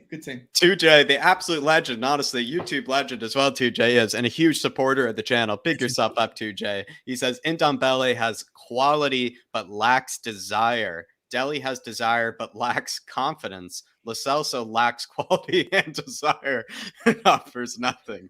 I want to see Ndombele and Dele more confident and want Lo Celso gone. So an entirely different take than Sebas Wolf here. I would probably argue Dele and Ndombele have more quality than Lo Celso does, but Lo Celso has more effort and sort of passion to some sort of level, not a high level whatsoever, than Deli and Tanguy do. But I think, honestly, Tanguy, he's just become poison at this rate, 2J. Deli's become poison. He's been poisoning this team for a long time, Deli has. But I don't know, 2J. I see where you're coming from because I do think they have more quality than Gio does, but I feel like they are far more toxic than potentially Gio is. And, that's maybe something that needs to be said. But 2J, I definitely used to hold this opinion. I definitely used to hold this opinion for sure. So I can't say, I've been enlightened on this for too long. I used to say exactly this, Dave. Yeah, look, I get it. Like, look, a lot of fans probably would have earlier on. But look, 2J, Ndombele, I mean, look, this guy could be the world's best midfielder. He could be one of the world's best players. He could be up there in the top 5 best players in the world if he really wanted to be. He just, like you said, lacks desire, lacks concentration, doesn't care. Dele Alli lacks desire, I believe. I don't think he has a desire, to be honest with you. And look, for the confidence, yeah, maybe. But, I mean, let's be honest. I mean, he's posted pictures up on Instagram with a 6-pack and stuff like that. I mean, maybe he lacks desire but has confidence. Smothered in baby oil. I mean, I don't think confidence is probably an issue. I mean, the guy walks around with blue, white, red, pink, orange, purple, gold in his hair every day of the week. I don't think confidence is his issue. I think it's caring. Same as Ndombele. And with Lo Celso, I think he just lacks everything. Same as the other. He's getting gone. I just want all 3 gone. That's all I want. I'll be honest with you. Like, I love Tottenham till I die. I love Tottenham to the core. Everyone knows I'm Tottenham till I die. I mean, Jesus Christ, I've no other passion in life. But I'm going to be honest here. I have not hated a Spurs squad in my entire life supporting this club as much as I do this one. Mm-hmm. And that's the God's honest truth. And I hate saying that. I absolutely hate saying that. It kills me to say that. I mean, it eats me up inside. But I have to let the truth out now.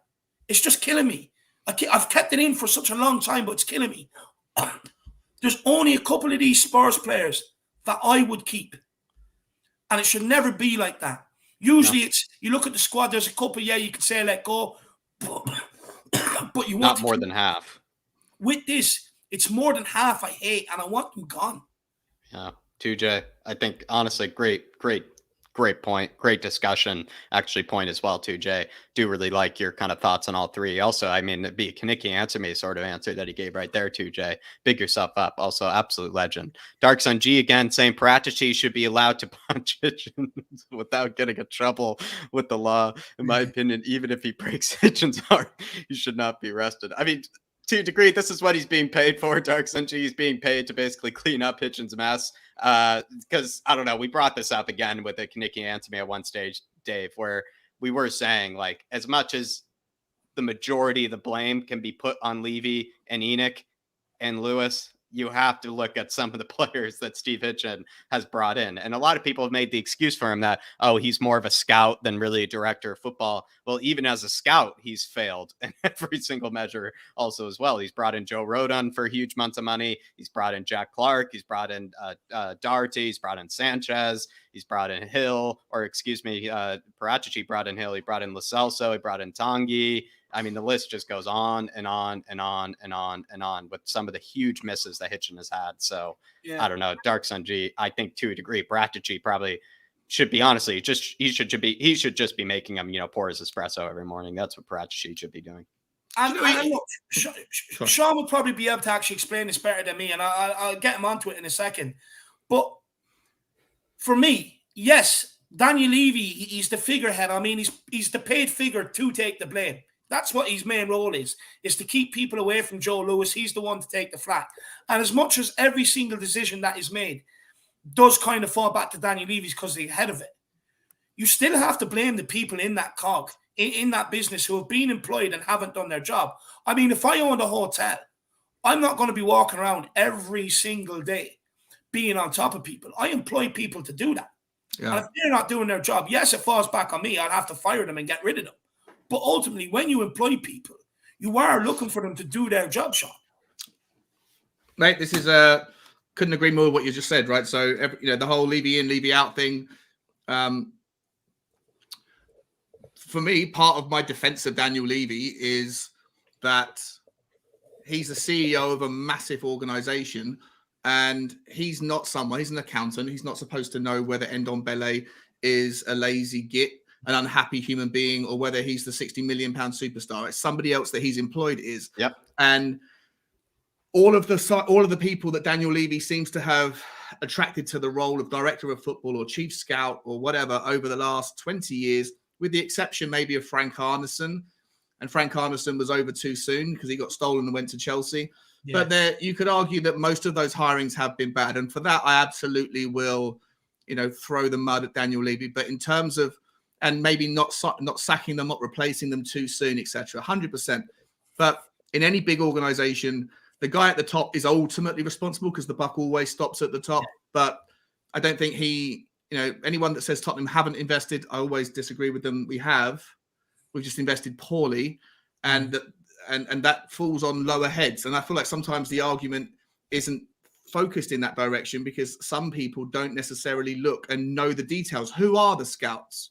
Where have they scouted? Which one of the 6 scouts that we have was responsible for Ndombele, bringing Ndombele's name to the attention of Hitchin or to the attention of whoever it was at the time? That conversation needs to be happened, right? On a kind of look into the minutia and then figure out who's really to blame.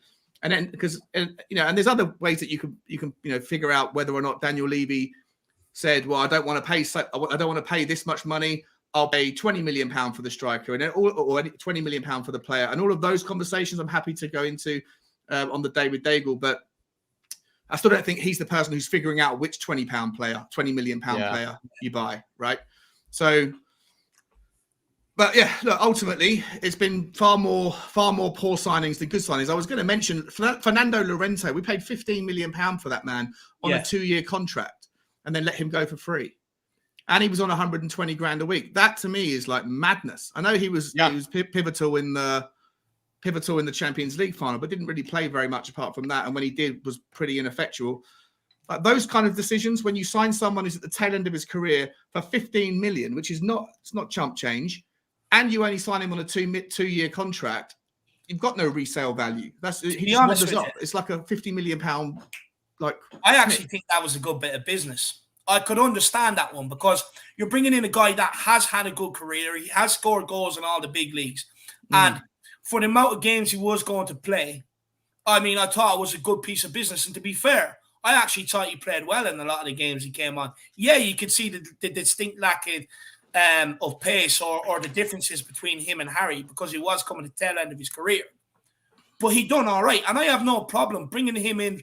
Look, I know it don't go well on the books, but the reason why we let him go is because, I mean, he was practically on a simmer frame by the time we were letting him go. He's 36, I think, when he left, Something like that filled the void. And I would much rather that than what I've seen with us bringing in Carlos Vinicius on alone. I think it's not the worst example of the business, but I think that's what Sean is basically saying there, Dave, is like, it certainly doesn't really, jump for joy, and it's not really great business at the end of the day. As much as he was a good player, for us, still wasn't the best bit of business. And I think that's where we have to look at Hitchin as just like, there have been so many different dealings of his that really just make you I was trying to find a positive, my bad. No, not when it comes to Hitchin, Dave, especially when we need to be, like Dark Sun G says, we need to have him take, the espresso roll. But William Kelly saying 5 to 6 years to fix this mess. Huge investment needed. Conte will not wait that long.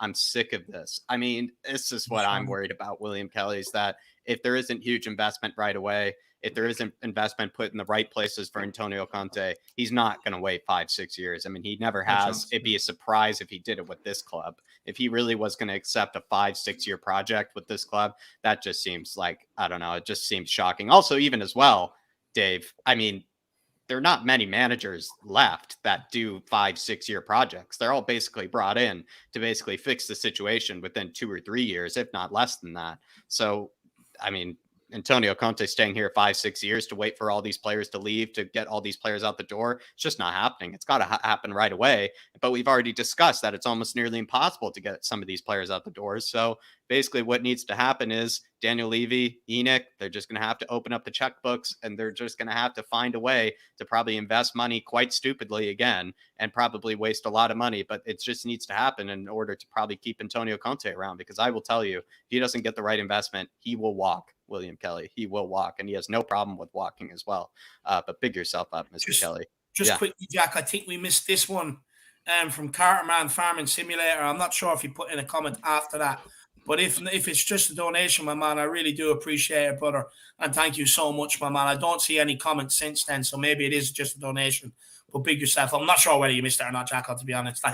Maybe I did, actually. I don't see it on mine. So, but Carter, man, just want to big yourself up. I also do love the name as well. Actually, sometimes after watching Spurs Day, to be honest, I'd actually love to honestly do some farming simulations, or maybe do, some, train simulations. Over here, you can do the Amtrak simulator, things like that. Honestly, that sounds like way more fun than probably, that match that I watched today. So honestly, Carter, man, big yourself up. Really do appreciate you. And also sorry for missing yours, and just big yourself up, my man. Really do appreciate the support. And if you did put in a comment, just try to put it in the bottom there and we will pull it up for you. But big yourself up, Carter, man. But William Kelly, I mean, it's going to take 5 to 6 years, and Antonio Conte is not going to be here for 5 to 6 years. Dark Sun G saying, David, that Lo Celso Man United miss played past his son, made us get Conte. So I think he has a limited time for no bad feedback, in my opinion. Maybe 5 or 6. But Dark Sun G's on the funny bone tonight. I'll tell you that with this. That's hilarious. Antonio Conte, the sole reason he's come in is because Gio Lo Celso can't play a simple inside the foot pass and behind for Sonny to be able to go 1-0 up. Against Man United. Actually, he's got a point there, Dark Sanjay.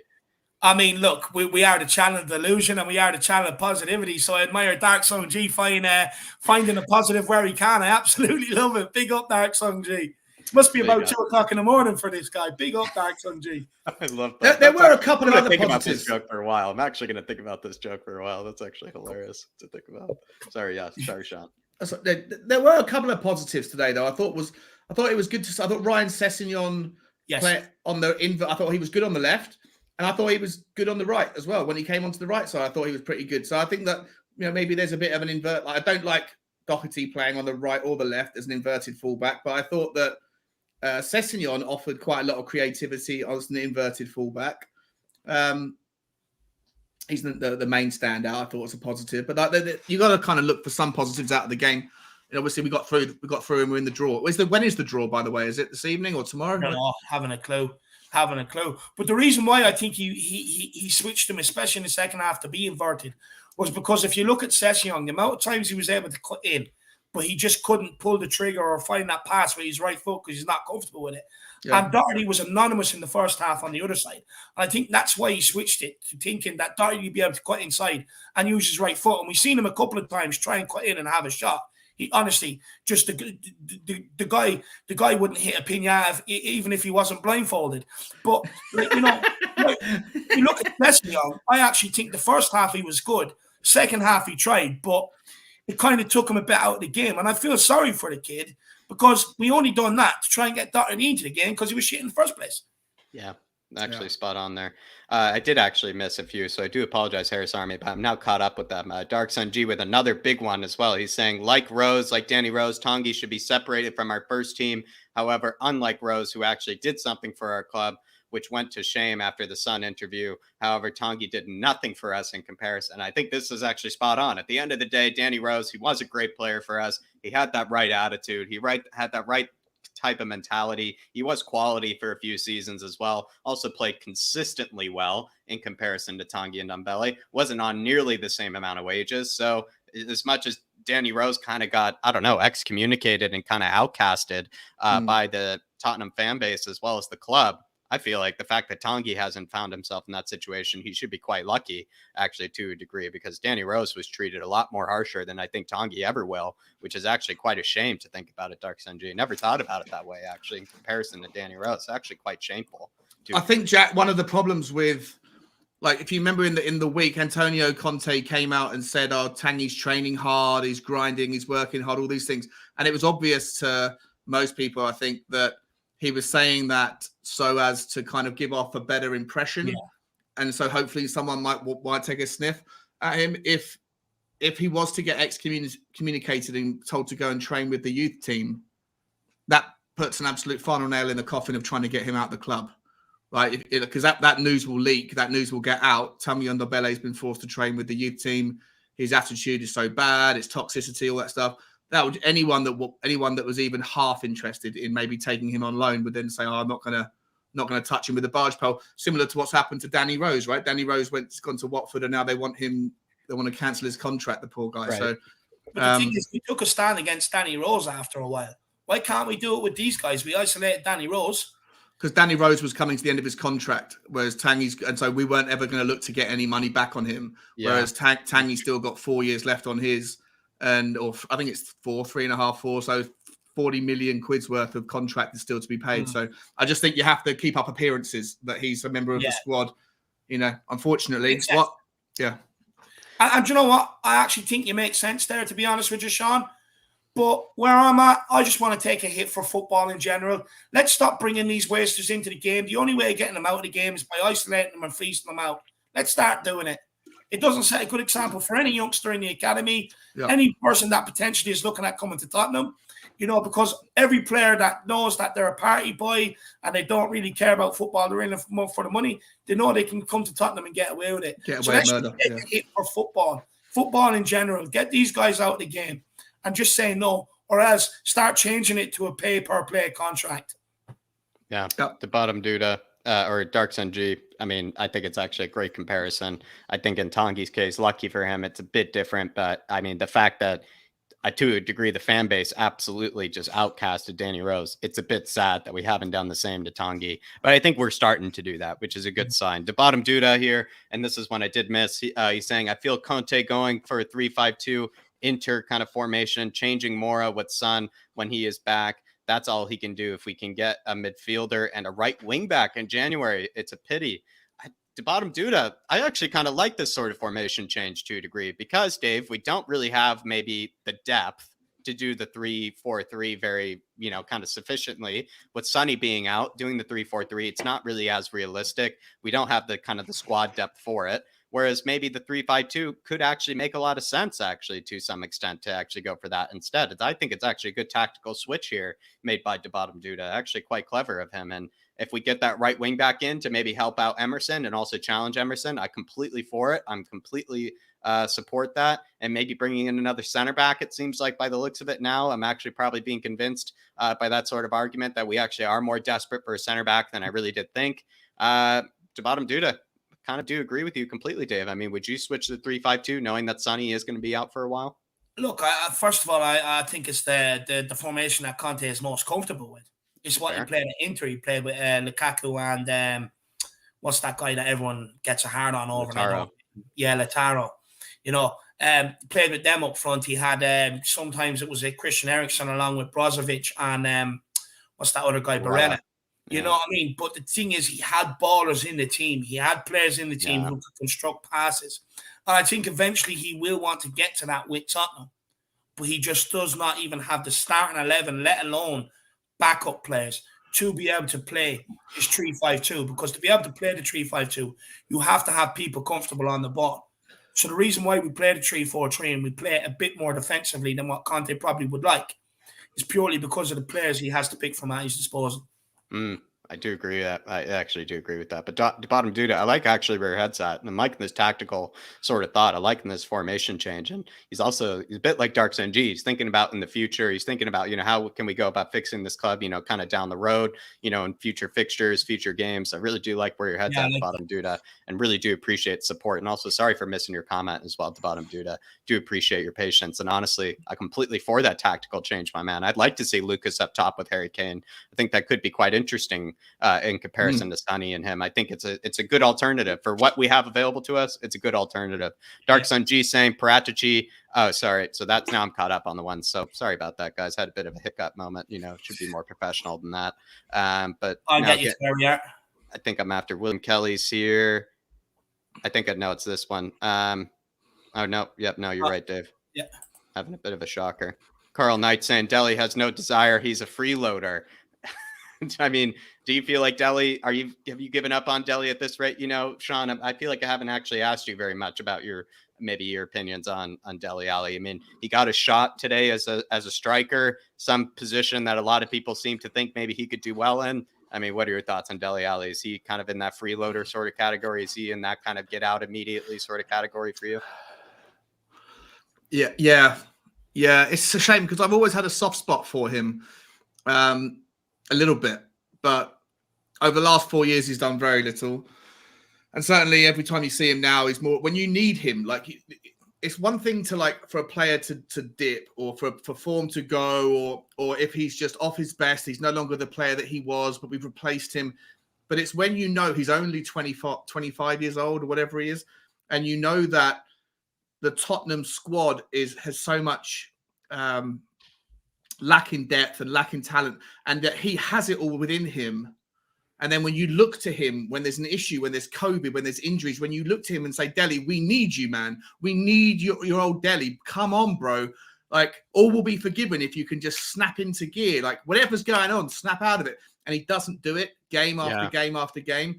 It becomes less and less forgivable. And so, am I done with Dele Alli? Yeah, 100%. Do I think he's going to be as difficult to get rid of as Ndombele? I don't. I think that he's someone that will still have attractors, that will still have people that are looking at him thinking they can fit him in, and he can be. Maybe he needs to be like the kind of Matt Letizia was at Southampton, like a big fish in a small pond. Maybe he needs to go to a Burnley. Maybe he needs to go to a Leeds United, or maybe he needs to go to Newcastle, wherever, somewhere where he can be loved again, somewhere where people will, he can be the big name and a big attraction. Maybe I think he definitely needs to leave Tottenham. His time here is done, and patience has worn thin.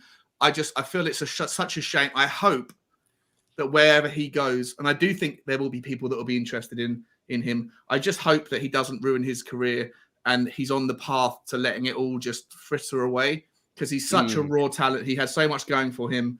And in 10 years' time, when he's 36, he might be someone who looks back, if he's not careful, and thinks, what did I do? Why was I worried about those girls? Why was I worried about my hair? Why was I worried about the nights out? You can do all that for the next 30 years of your life, buddy. Don't let it all go to shit, because that's the way it's looking at the moment. But I do think his time is up at Tottenham.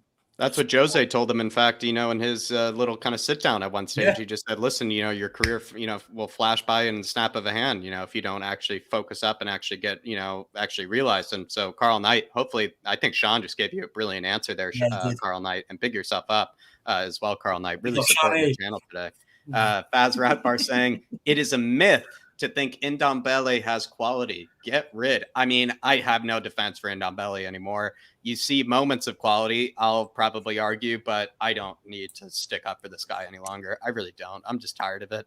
I think the quality is in there. Like David said, he could be one of the best in the world if he wanted to be, but he really doesn't want to be, you can tell. So, I mean, that's just the damn fact. So Faz Radfar, I mean, I see where you're coming from, my man. Dark Sun G said, David, the ones you want to keep are Son, Hill, Romero, Lucas, Skip, Pierre-Emile Højbjerg, Lloris, Kane, Reggie, Cesc, Royale, right? Only 11 players. Wait, 11. That's how many needs to start in order to play soccer. 11-2, left wing back equals 9 players. I think he's basically just saying, Dave, that we only have 11 players that basically want to keep, and, no backups, no upgrades, available. Basically, like we even said earlier, Dave, more than half the squad practically we think is not good enough.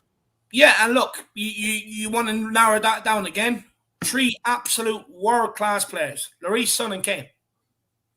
And the rest are all players that I like. I think put it in for the jersey, and I would really like to keep. And I do see, like, when you look at the likes of Skip, maybe Højbjerg, Reguilon, Sessegnon, Royale, they still all have time to properly develop.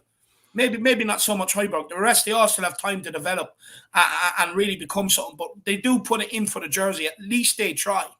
And I agree with them. They're the ones I'd want to keep. The rest, I would absolutely ship out in a heartbeat, get them gone. I have no time for them. I have absolutely zero time for them. And why should I? I know people might say you're being harsh, but why should I? They let me down time and time and time and time and time again. I mean, I shouldn't even have to sit here before a Morecambe game and ask Sean and Brian Daigle. I mean, it's embarrassing. Is there a chance we could lose today? Because we've seen it time and time again with some of these players. I shouldn't even have to ask that. I should be sitting there going, guys, how many are we going to put by them today? That's what should be happening. And it's just, it's ridiculous. But Dark Sun G, spot on, man. And Dark Sun G, you can now hold me forever in contempt for this one, but I might throw Ben Davies in there. I might throw Ben Davies in there. I think I'm starting to be convinced by Ben Davies. I am starting to be convinced that maybe he is worth keeping around as a squad player, as that left-sided center back in Conte's system. But Dark Sun G, you can forever hold that against me. You're welcome to, my man. You're welcome to. Skinny Fat Huey, really do appreciate the big ones as well, though, Dark Sun G, as well as Carl Knight. Really, really big supporters. Really, really do appreciate it. Skinny Fat Huey saying, well, that was grim, lads. Just, I don't know. I thought my whole Sunday was going to be ruined, Mr. Huey. I thought it was going to be ruined the entire weekend. I really just thought this was supposed to be a cakewalk. That this was supposed to be kind of a nice time just to kind of chat, catch up with Dave, just kind of talk about maybe certain players that we want to see come on, which one will grab the hat trick, and things like that. And it just wasn't. It just wasn't, Huey. It was a stress-filled nightmare. Carl Knight also saying apparently Steve Hitchen doesn't like transfer windows. Why the hell does he get to have a job at Spurs? He should be mopping the floors instead. I mean, that is actually one of the most hilarious lines I've ever heard from somebody responsible for bringing in players, is somebody that said they don't like doing their job when their job matters most. I mean, it just sounds it's almost like, I don't know, David, I was a waiter for a long time. I was a server. It's kind of like me saying like, oh, I kind of hate it when people walk into the restaurant. Like, it's just that kind of like situation. It just doesn't make sense. It really doesn't. I mean, it's what he's being paid to do. He's actually complaining about what he's being paid to do. But I mean, look, deep down, you're like, you feel that way, but you're never going to express it. You know what I mean? But Sean, I mean, what would you say about that? Well, he's now in charge of. He's only in charge of the outgoings, right? So I've got a list in front of me now of all of the transfers. I won't bore you with it, but maybe it was something that will come up during the debate. All of the transfers in, all of the transfers out at Tottenham Hotspur since like 1995 or something, and then nets. And if on the players that we've sold, the net gain or loss, depending on how much we paid for them in the first place. The only one that you could attribute to Steve Hitchen, I think, that looks like a good sale and a good profit was Kevin Wimmer. Kevin Wimmer. So Kevin Wimmer went to Stoke for 18 million, and we made 13,700,000 on it. Apart from that, we only paid like 4.5 million for him. I don't even remember Kevin Wimmer particularly playing for Tottenham. I forgot he existed actually at a certain rate. So, but apart actually, from that, he did actually have a stint in beside Jan Vertonghen, did he not? Because Toby Alderweireld was out injured. Yeah, he did. Yeah. But apart from that, it's just a sea of negative numbers. Wherever we paid for the player, we've got losses. So. If your job is to try and recuperate some money and you've got losses everywhere you look, it's no wonder you don't enjoy transfer windows, because you're not very good at your bloody job, mate. Yeah, he's just undoing basically. I mean, it actually would be quite depressing in his situation, saying, wow, I brought in this player for X amount of money. Now I can only sell them for half. Like that would be actually quite daunting to a degree. So Steve Hitchen, hopefully, like I said, maybe he's just better, serving the espressos to Paratici and just let Paratici, go to work. But big yourself up, Carl. Really do appreciate it, my man. Honestly, great comment. Dark Sun G saying the draw is in about 7 minutes, 1:45 a.m. for me. And it's actually crazy. Just a bit of praise for Dark Sun G here. This was actually crazy. I'm almost positive this is like a better time for him, Dave, this sort of match, like a midnight kind of match, kind of like an 11 p.m. midnight kind of match for him is actually more preferred. Whereas like the ones that, he's probably more used to are the 4:30s, the 3:30 a.m.s, just the dead of night sort of matches. And Dark Sun G, I mean, you put in an absolute shift, my man. And he has college tomorrow morning, right? You were saying, Dave, last time he's got college on Monday. He's a college student, and usually like when he goes to go up and watch these games, he goes to college the next day. I mean, fair play. Honestly, if we were playing in Mars, Dark Sun G would find a way to watch it. He's brilliant. Just a bit of love from us, Dark Sun G, and a bit of praise. Big up, Dark Sun G.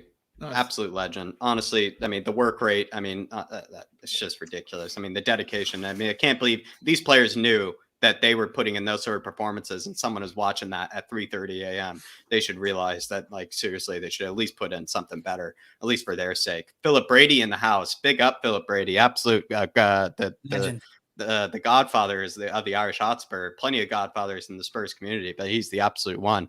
He says after his slow walk today, Ndombele shouldn't be let near the ground again. Absolute disgrace to the badge. I mean, Dave, I feel like maybe I noticed it. I didn't say anything during it, but good, because I would have went off the handle. But I mean, now that you're hearing about it, I mean, what are your thoughts on maybe in Ndombele? We were 1-0 down. I think it was the 65th minute or whatever it was at one stage. And he was absolutely just, I mean, he was walking slower. We almost, someone with a cane could have been walking faster than Ndombele was off the pitch. He had no sense of urgency to get off the pitch and win us the match. Because he doesn't care about anybody. He cares about himself. It's all me, me, me, me with him. He's a prick, fat, overgrown turtle. I'm absolutely fed up with the guy. No, I really am. I really am. He goes hiding into his shell whenever it suits him and then comes out whenever it suits him. Yeah. I'm fed up with the guy. I'm absolutely fed up with him. This is the epitome of a guy absolutely taking the piss out of every single Spurs fan worldwide who would love to be in his position. Kids who dream to be in his position. Yeah. And this is what he's putting out there. This is a guy that's only not so long ago had a kid. Where's the standards you're going to set for your kid? Honestly. By walking off the pitch slowly when you're losing. I mean, again, if he wants his kid to get into football, what club is going to give his kid a chance? Knowing how much of a prick his father is. None. None of them are going to give him a chance. They're not even going to. At the end of the day, this guy cares about his money. And that's it. If there was an Uber Eats waiting in the dressing room and the delivery driver was on a pay-by-pay minute, he would have absolutely sprinted down there and got him out there as quick as can. He would have broke sweat. He would have hurdled about 4 people, not a bother to him. But because it doesn't suit him, he walks off slow. Slow. We are 1-0 down to Morecambe, who are League One, who only got promoted to it last season, and he's walking off the pitch 1-0 down. I mean, at home as well, in front of the home fans. At home, we're at home, boys. Here's the draw. We're Tottenham. Tottenham are at home in the 4th round. Come on, who are we getting? We're playing number 10. That is Brighton and Hove Albion. That's not. We're at home. We beat them. We beat them. We just have to roll out the first team again as usual. So there you have it. Tottenham have Brighton in the next round, in the 4th round of the cup. We are at home, but we will have to put out a full first 11 because end on fat ass Giovanni Lo Celso and Dele Alli, the walking Christmas tree, light bulb, whatever you want to call them. They're not good enough and proved it today. But we'll end on Bele. He's an absolute disgrace, a disgrace to every kid out there who aspires to be a footballer, a disgrace to every Spurs fan out there. And it's about time you just got rid of him. I don't care, honestly. I mean, send him to work in McDonald's for a week on work experience. I do not care. Just get rid of him out my football club. I mean, McDonald's FC certainly would be maybe a likely destination. Kane, the long shot, saying, hot take, us fans are partly to blame for some players. We demand Levy pay big wages and big fees for players like the other big clubs, and it's a bit on us. Need to do smarter business and scouting. I think that last little sentence there is exactly what he means, is, you know, sometimes we kind of demand like, oh, well, if it's 200 million, just pay it. And like, that is a bit unrealistic. Sometimes we do basically sometimes argue, and I don't think we do it as much on this channel, but we do kind of say, well, you know, whatever the price is, you just get him in. Whatever the price is, you know, if that's who he wants, you just bring him in. And sometimes I do kind of agree that with maybe Kane the long shot here, that is kind of not really the best way to go about it. We're not that sort of club, but maybe this is the whole point of maybe why we kind of railed on Steve Hitchen earlier, is there needs to be better scouting. There needs to be better identification. There needs to be actually somebody there who actually takes a look into not only the player's ability, but also what the player is like off the pitch, what the player is like in the clubhouse, what the player is like in the dressing room, what the player is like on the training ground. All these things that you are supposed to look into players, not just if they can do a few flicks and tricks and they can hit one from 30 yards, but you also need to find out what sort of person they are, what sort of player they are, what they can actually bring to the club. Yeah, whether they actually have an Uber Eats account that's overdue or whatnot. I mean, Dave, I think Kane the long shot's not even very much of a hot take, to be honest. I actually think this is actually quite accurate and maybe something that hasn't been said very much. I actually, Kane the long shot, just want to big yourself up, my man. I completely agree. I know Sean's going to disagree with what I have to say here, so we'll let him in to disagree with me in a minute. But what I want to say just quickly on this, look, what I blame the fans for is they keep sucking off Dele Alli and Ndombele Lo Celso. You know, they tick at the back of their bollocks. I'm sick of it. I've had enough. Just call a spade a spade. But what I don't blame the fans for is demanding to get in big players, superstars. I don't blame the fans for that. I can see what Kane the long shot is getting at. But who I do blame is I blame Steve Hitchen. I blame the scouts that are recommending the people to Steve Hitchen. I blame Daniel Levy ultimately because the cream always rises to the top, but not in this occasion. You know, he's not the cream, Daniel Levy. Maybe his ball is cream, but he's not the cream. But like ultimately, my problem is we've gone down the route before of trying to be smart, and we've gotten players that have just not been good enough. And we've got a lot of the times we have gone cheaper than what we should be. For instance, Lo Celso. Yes, 40 million is a big chunk of money. But if you paid 10 million, you would have got Bruno Fernandes for 50 million. So it's kind of like, even when they do go for the big stars, they still cheap out, even though it's big money. And that's my problem. Sean, what are your thoughts? I mean, do we need to be doing smarter business, you know, in the scouting department and actually realizing, you know, what sort of players we are bringing in, not just chucking 40 million at a player and see if they make do? We need to realize whether that is a worthwhile investment. Basically, he's just saying, maybe the hot take, I guess, is we can't, you know, just say, well, pay whatever, you know, they want. You know, that's not really the best sort of way to go about it at the end of the day. Yeah, I actually, Dave, I don't disagree with you at all, mate. Like yeah, no, I don't. I know that you know, our choices of players have been shocking, and you know, my defense of Daniel Levy is more on just the overall thing, like what he's done, what he's done in other areas, and there's factors and variables and nuances to decision-making processes. Sometimes when fans look at a player and say, "Oh, he's available," and someone else got him, and we could have got him because £50 million was in our ballpark. Now, I don't know the specifics of Bruno Fernandes. I don't know if he was willing to come. And maybe there's always red herrings. He did. He stated in the paper he wanted to come to Tottenham. Okay, so that's, you know, obviously there's always going to be exceptions to the rule, but there's a million variables that come into decision makings on players, right? Where do the family want to live? What are the bonuses? What do the agents want? What do the parents want? Who else is going for it? Who do you have in the position? Can you offload the person? There's a million variables, right? And so I know Bruno Fernandes is a very easily identifiable one, the one that got away. There's a million others that we could have got that we didn't get, that people at the time said we should have got, and now we look back and say thank God we didn't get. You know? Yeah. And so there's a million of these kind of stories. Everyone can pick an easy picks in the story. Look at Everton. You know, when people say just throw some fucking money, Everton are in an absolute shit show. Everton are already, I posted a thing on Twitter.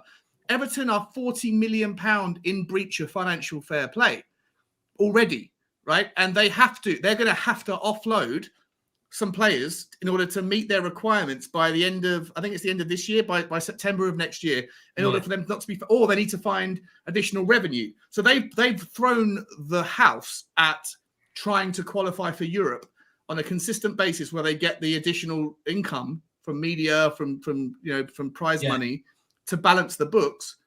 And they've gone backwards. They are miles off the pace. They're 15th in the league. They might even be a relegation candidate.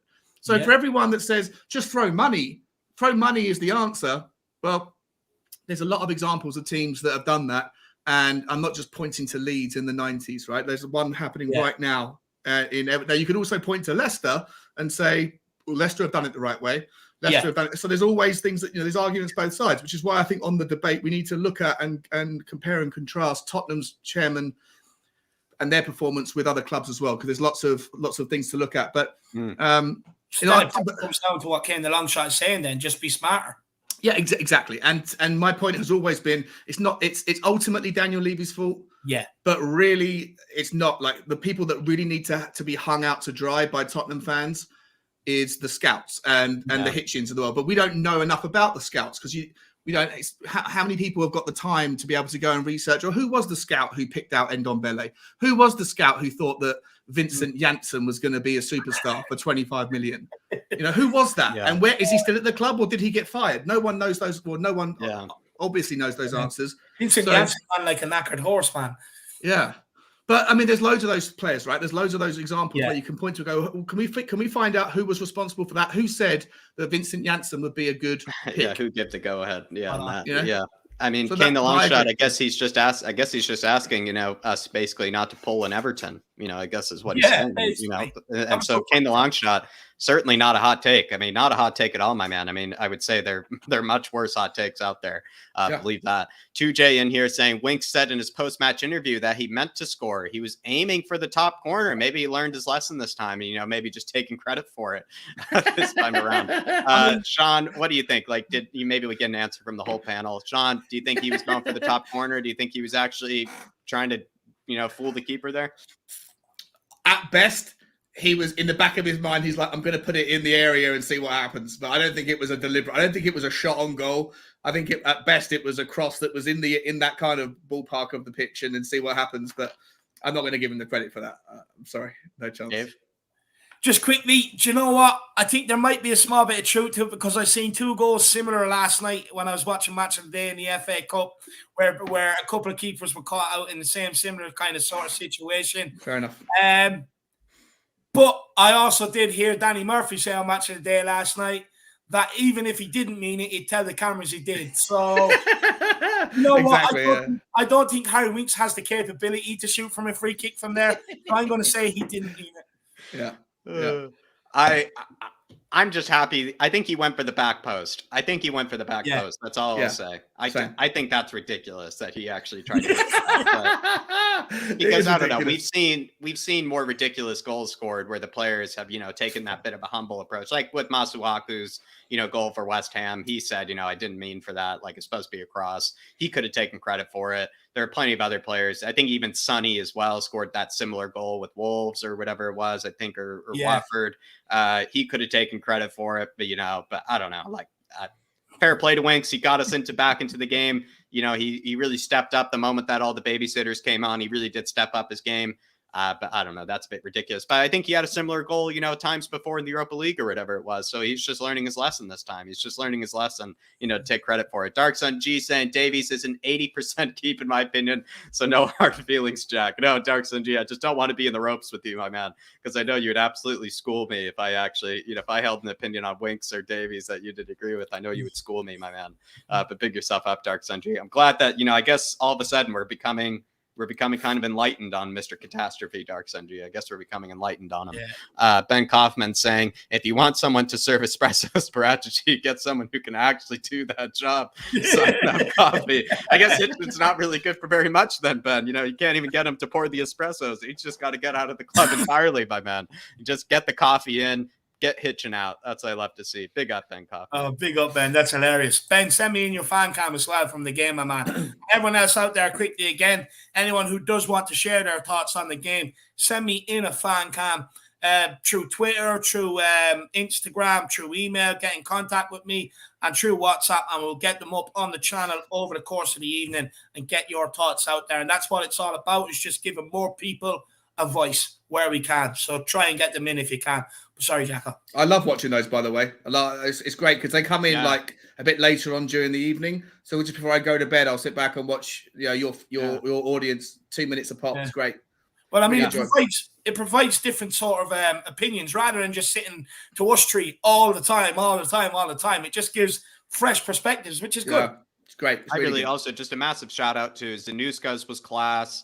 Oliver Freeman's was really class. Chris's is always class, but as well, Mr. Spurs's was really great as well. Just want to shout them out because especially Zanuska and Oliver Freeman's, I really did like, actually. I thought they had some great takes. So follow in their footsteps, everybody. Follow in their footsteps. Dark Sun G saying the draw is starting right now. And he also says Nottingham Forest or Gooners versus Leicester. Laugh my ass off. Yeah. That actually is a tasty tie, I must say. That's a tasty There's tie. a couple. Also, Leicester pushing these competitions as well. I mean, they were the FA Cup winners last time out. So, I mean, they probably will push for it again. So I do actually like the sound of that, Dark Sun G. It sounds like an early exit potentially for the Gooners.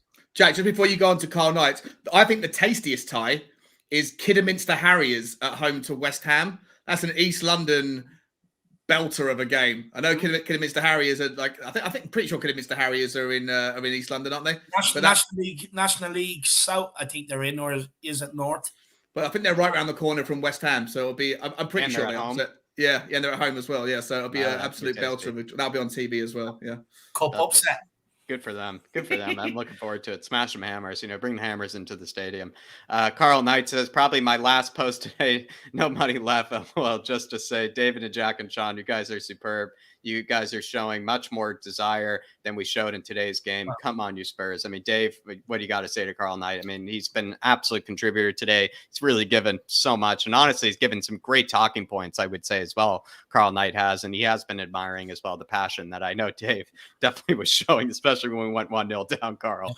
Dave was absolutely going off on one. And I did love you were furious. But Carl, really do appreciate the recognition. Really do appreciate the support coming from me. And also just absolutely love you. Really do welcome you, and absolute legend of the Harris Army. But Dave, I think Carl really was admiring that passion and that intensity you brought when we went 1-0 down.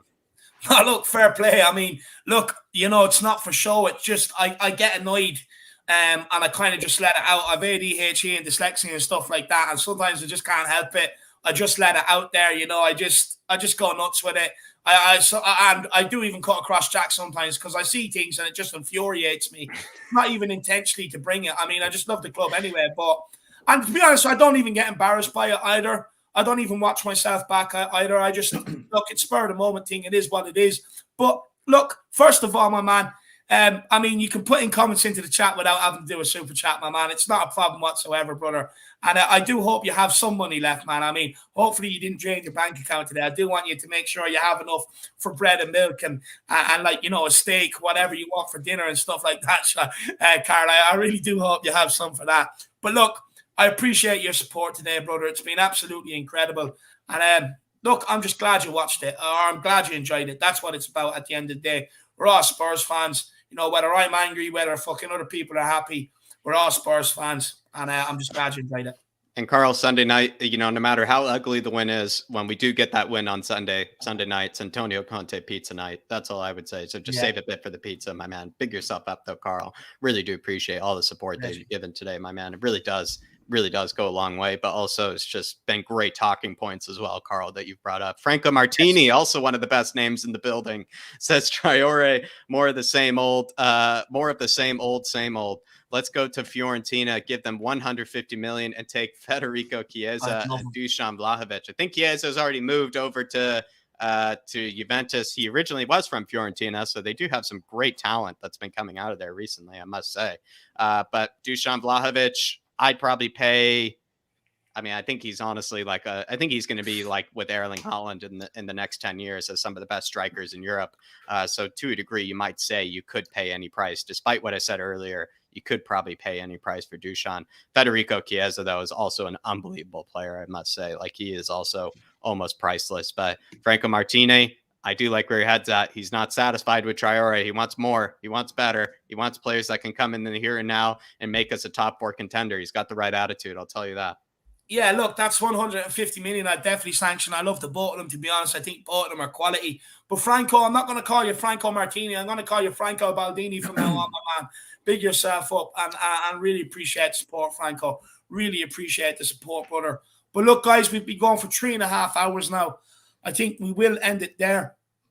But before we do, I want to give you guys the opportunity to plug yourself. Who wants to fight and go first? I got to put in the link. So how about Sean puts in his? Okay. Spurs Talk Show, all one word. On Twitter at Spurs Talk Show. But I'm more often than not, you'll find me on here. I'm on here like 5 times more frequently than I am on my own show. But Spurs Talk Show, really appreciate everyone that has subscribed already. You guys, your channel, Jack and Dave, thank you so much. Your channel and the boys at Tottenham Tantrum Gold have been super cool in plugging my channel for me. So getting them some nice subscribers. But that's where you can find me. Thank you very much for everyone that already has. Well, if you want any more of Sean's takes, head on over to Spurs Talk Show, please. I did just put the link in the chat down below. I know he does kind of set thoughts on a couple transfer rumors as well as just news around the club. He's doing, I think, a few more live streams as well. So if you want to see what more Sean has to say, head on over to that link down there, please. Would really appreciate it. I just want to say to James Watson, I'm going to have a look for it now quickly, my man. He has one of them super stickers. No, not a super sticker, Jacko. It's a loyalty super chat. Oh, sorry about that, James. That is on us, James. No, that's my fault. I was slacking. I'm actually looking forward to what James has to say. I do like all of his comments as well. But Johnny, can you get that? I'm looking at it now, looking for it. Hang on. Plug your channel, Jack, and I'll tell you. I'll tell you can you also just re-put it in if you like as well, James, and would be happy to read it. James, he says, top show, top lads, keep up the great work. 10,000 in sight. Come on, you Spurs. Wow. How many months is he celebrating? How many months? Oh, sorry, 10 months. 10 months member. 10 months, James. Big up, James. Nearly on the year, my man. Absolute goat of the channel. I mean, the channel's barely been around for a year as well. So, Dave, he's actually a goat when you do think about it. James, pick yourself up, my man. He's been around for a while. He's a bit of an older head of the Harrods Army. He's a bit of a wiser one. Sitting back in the rocking chair, I would say James is. So, pick yourself up, my man. And also, really appreciate the support, brother. Yeah, James, look, I really appreciate the support, my man, really do. And like Jack said, I mean, you're practically a channel member from nearly the start, my man. I mean, the channel's only about 1 year and 2 months old, you know what I mean? So, absolutely incredible. And James, I thank you for the support, my man, I really do. And everybody else out there, I mean, look, me and Jack, we're having a good run of it. I mean, people are really enjoying the channel, and everything's looking up. And we only have you guys to thank. As much as you guys thank us, we thank you. And big up, James, my man. I really appreciate that, brother. Really appreciate it. Top man. Big up, James. Seriously, one of the first, at least from what I can tell, one of the first. Big yourself up, James. Part of your day one crew. Yeah, day one crew. Seriously, nice. Absolute definition of a goat. Definition of a goat, James is. But the second channel, it's basically your place to basically talk about fixing Tottenham Hotspur. I don't know, Dave. It becomes more relevant every single day. It seems like with some of these performances, we're talking about getting, almost 13, 14 players out of the club. And then I'll basically be discussing on that second channel who I think we should be taking a look at. And also most of the time I am giving kind of Levy kind of budget sort of suggestions. I'm not really kind of, reviewing players that, are, cost hundreds and hundreds of millions. I'm actually talking about players most of the time. They're really under the 30 million, 40 million mark that I feel like we could easily take, a bit of a chance on that I think are world class. So I basically talk about fixing right wing back situation, fixing center back situation, midfield, strikers, forwards. It's basically all types of players that I review that I think could really help out Tottenham Hotspur. Also, as well, I do kind of want to do a few more live streams, especially with Darius from Paxton Road, who knows a lot of his stuff. And he and I basically just talk about fixing Spurs, as well as just talking European football in general. If that is your kind of thing, if that kind of makes your ears kind of perk up a bit, I would definitely head on over to the second channel, please. And what I will say, it's kind of a win-win situation getting off the flat cap door talk subscribing, because, I mean, A, if we're linked with a player, you're going to be the most informed person. But B, even if we don't get the player, you can still look at the player and be like, oh, what if? So either way, it's a win-win situation. It helps get you through the transfer window. It's your guide. So make sure you smash the subscribe on Flat Cap Euro Talk, guys. Get over there and do it. And as well, Spurs Talk Show, Shawnee, absolute brilliant, my man. Catman Jess, I just read that comment there, my man. I do apologize about that. Do put it into the chat and I will read it out. And from now on, guys, just if anybody does have one of them loyalty members, on YouTube, we stream through a platform called StreamYard, and then onto YouTube. On StreamYard, they don't come up, but on YouTube chat they do. So if anyone does get them in future, we will do our best to look out for them 100%. But just maybe drop us a little message in the chat saying, guys, check the YouTube chat and we can get over there and get it. Because I really do feel bad about missing them. I really do. I mean, look, you guys have been so loyal to us. You follow us religiously. You help us out religiously, especially with the paid memberships financially and stuff like that. So honestly, it does kill me when I miss them. So please, just if we can work together so we don't miss any, that'd be absolutely. And it's a celebration. It's a celebration of a milestone as well. It's a milestone of support. So everybody, we do apologize. Just StreamYard doesn't show them for us, but don't even hesitate at all. Just send it in the comments. Just say, Dave, Jack, check the YouTube chat, or Dave, Jack, this is what I said, celebrating this amount, of months. Please don't hesitate. I really like seeing as well, because just like with James Watson, when we saw James Watson's been around for 10 months, you start to kind of realize, like what a goat that player, some of you guys are as well. So I would just say, everybody, please, if we do actually end up skipping maybe your milestone chats, do not hesitate and throw them, in the chat and just tell us, Dave and Jack, stop what you're doing, head on over there and read my milestone. Also, because they're milestones. I mean, it's absolutely momentous. So don't hesitate at all, everybody. John Stokes just putting in a chat here, and he says, great show as always, guys. Really appreciate you, John. I mean, also an absolute legend as well. I think I've seen John from the beginning as well, I must say. John's also another GOAT. Yeah, big up, John, my man. Again, I really appreciate the support, brother. You're way too kind. And thank you for the kind words, my man. Thank you for the kind words. What a legend. And guys, before we end off, I'm just going to leave you on Fabrizio Romano's tweet. He came out 12 minutes ago. Tottenham are looking for a solution to sell or loan out Tanguy and Dembele in January.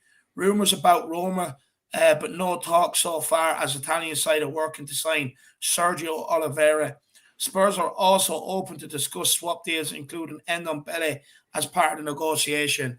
But what I can say quickly on that one is you can forget about a club wanting to take him as part of any sort of deal. It's never going to happen. No club will want to touch this guy with a barge pole. They will not want this guy at the club. But look, guys, I want to say, make sure you do get over, check out Flat Cap Your Talk, check out Spurs Talk Show, all one word as well, on YouTube. But guys, a massive thank you to you guys. We've done absolutely incredible numbers. I mean, even the stream we done at 10:30 this morning, over 200, nearly 300 people in times at the chat. This one here, over 400 for a long portion of the show. Absolutely incredible numbers. I want to say a massive thank you to all you guys. It is so overwhelming, and I really appreciate it. I want to say a massive thank you to everyone who was like the stream. And if you haven't, make sure you do before you leave.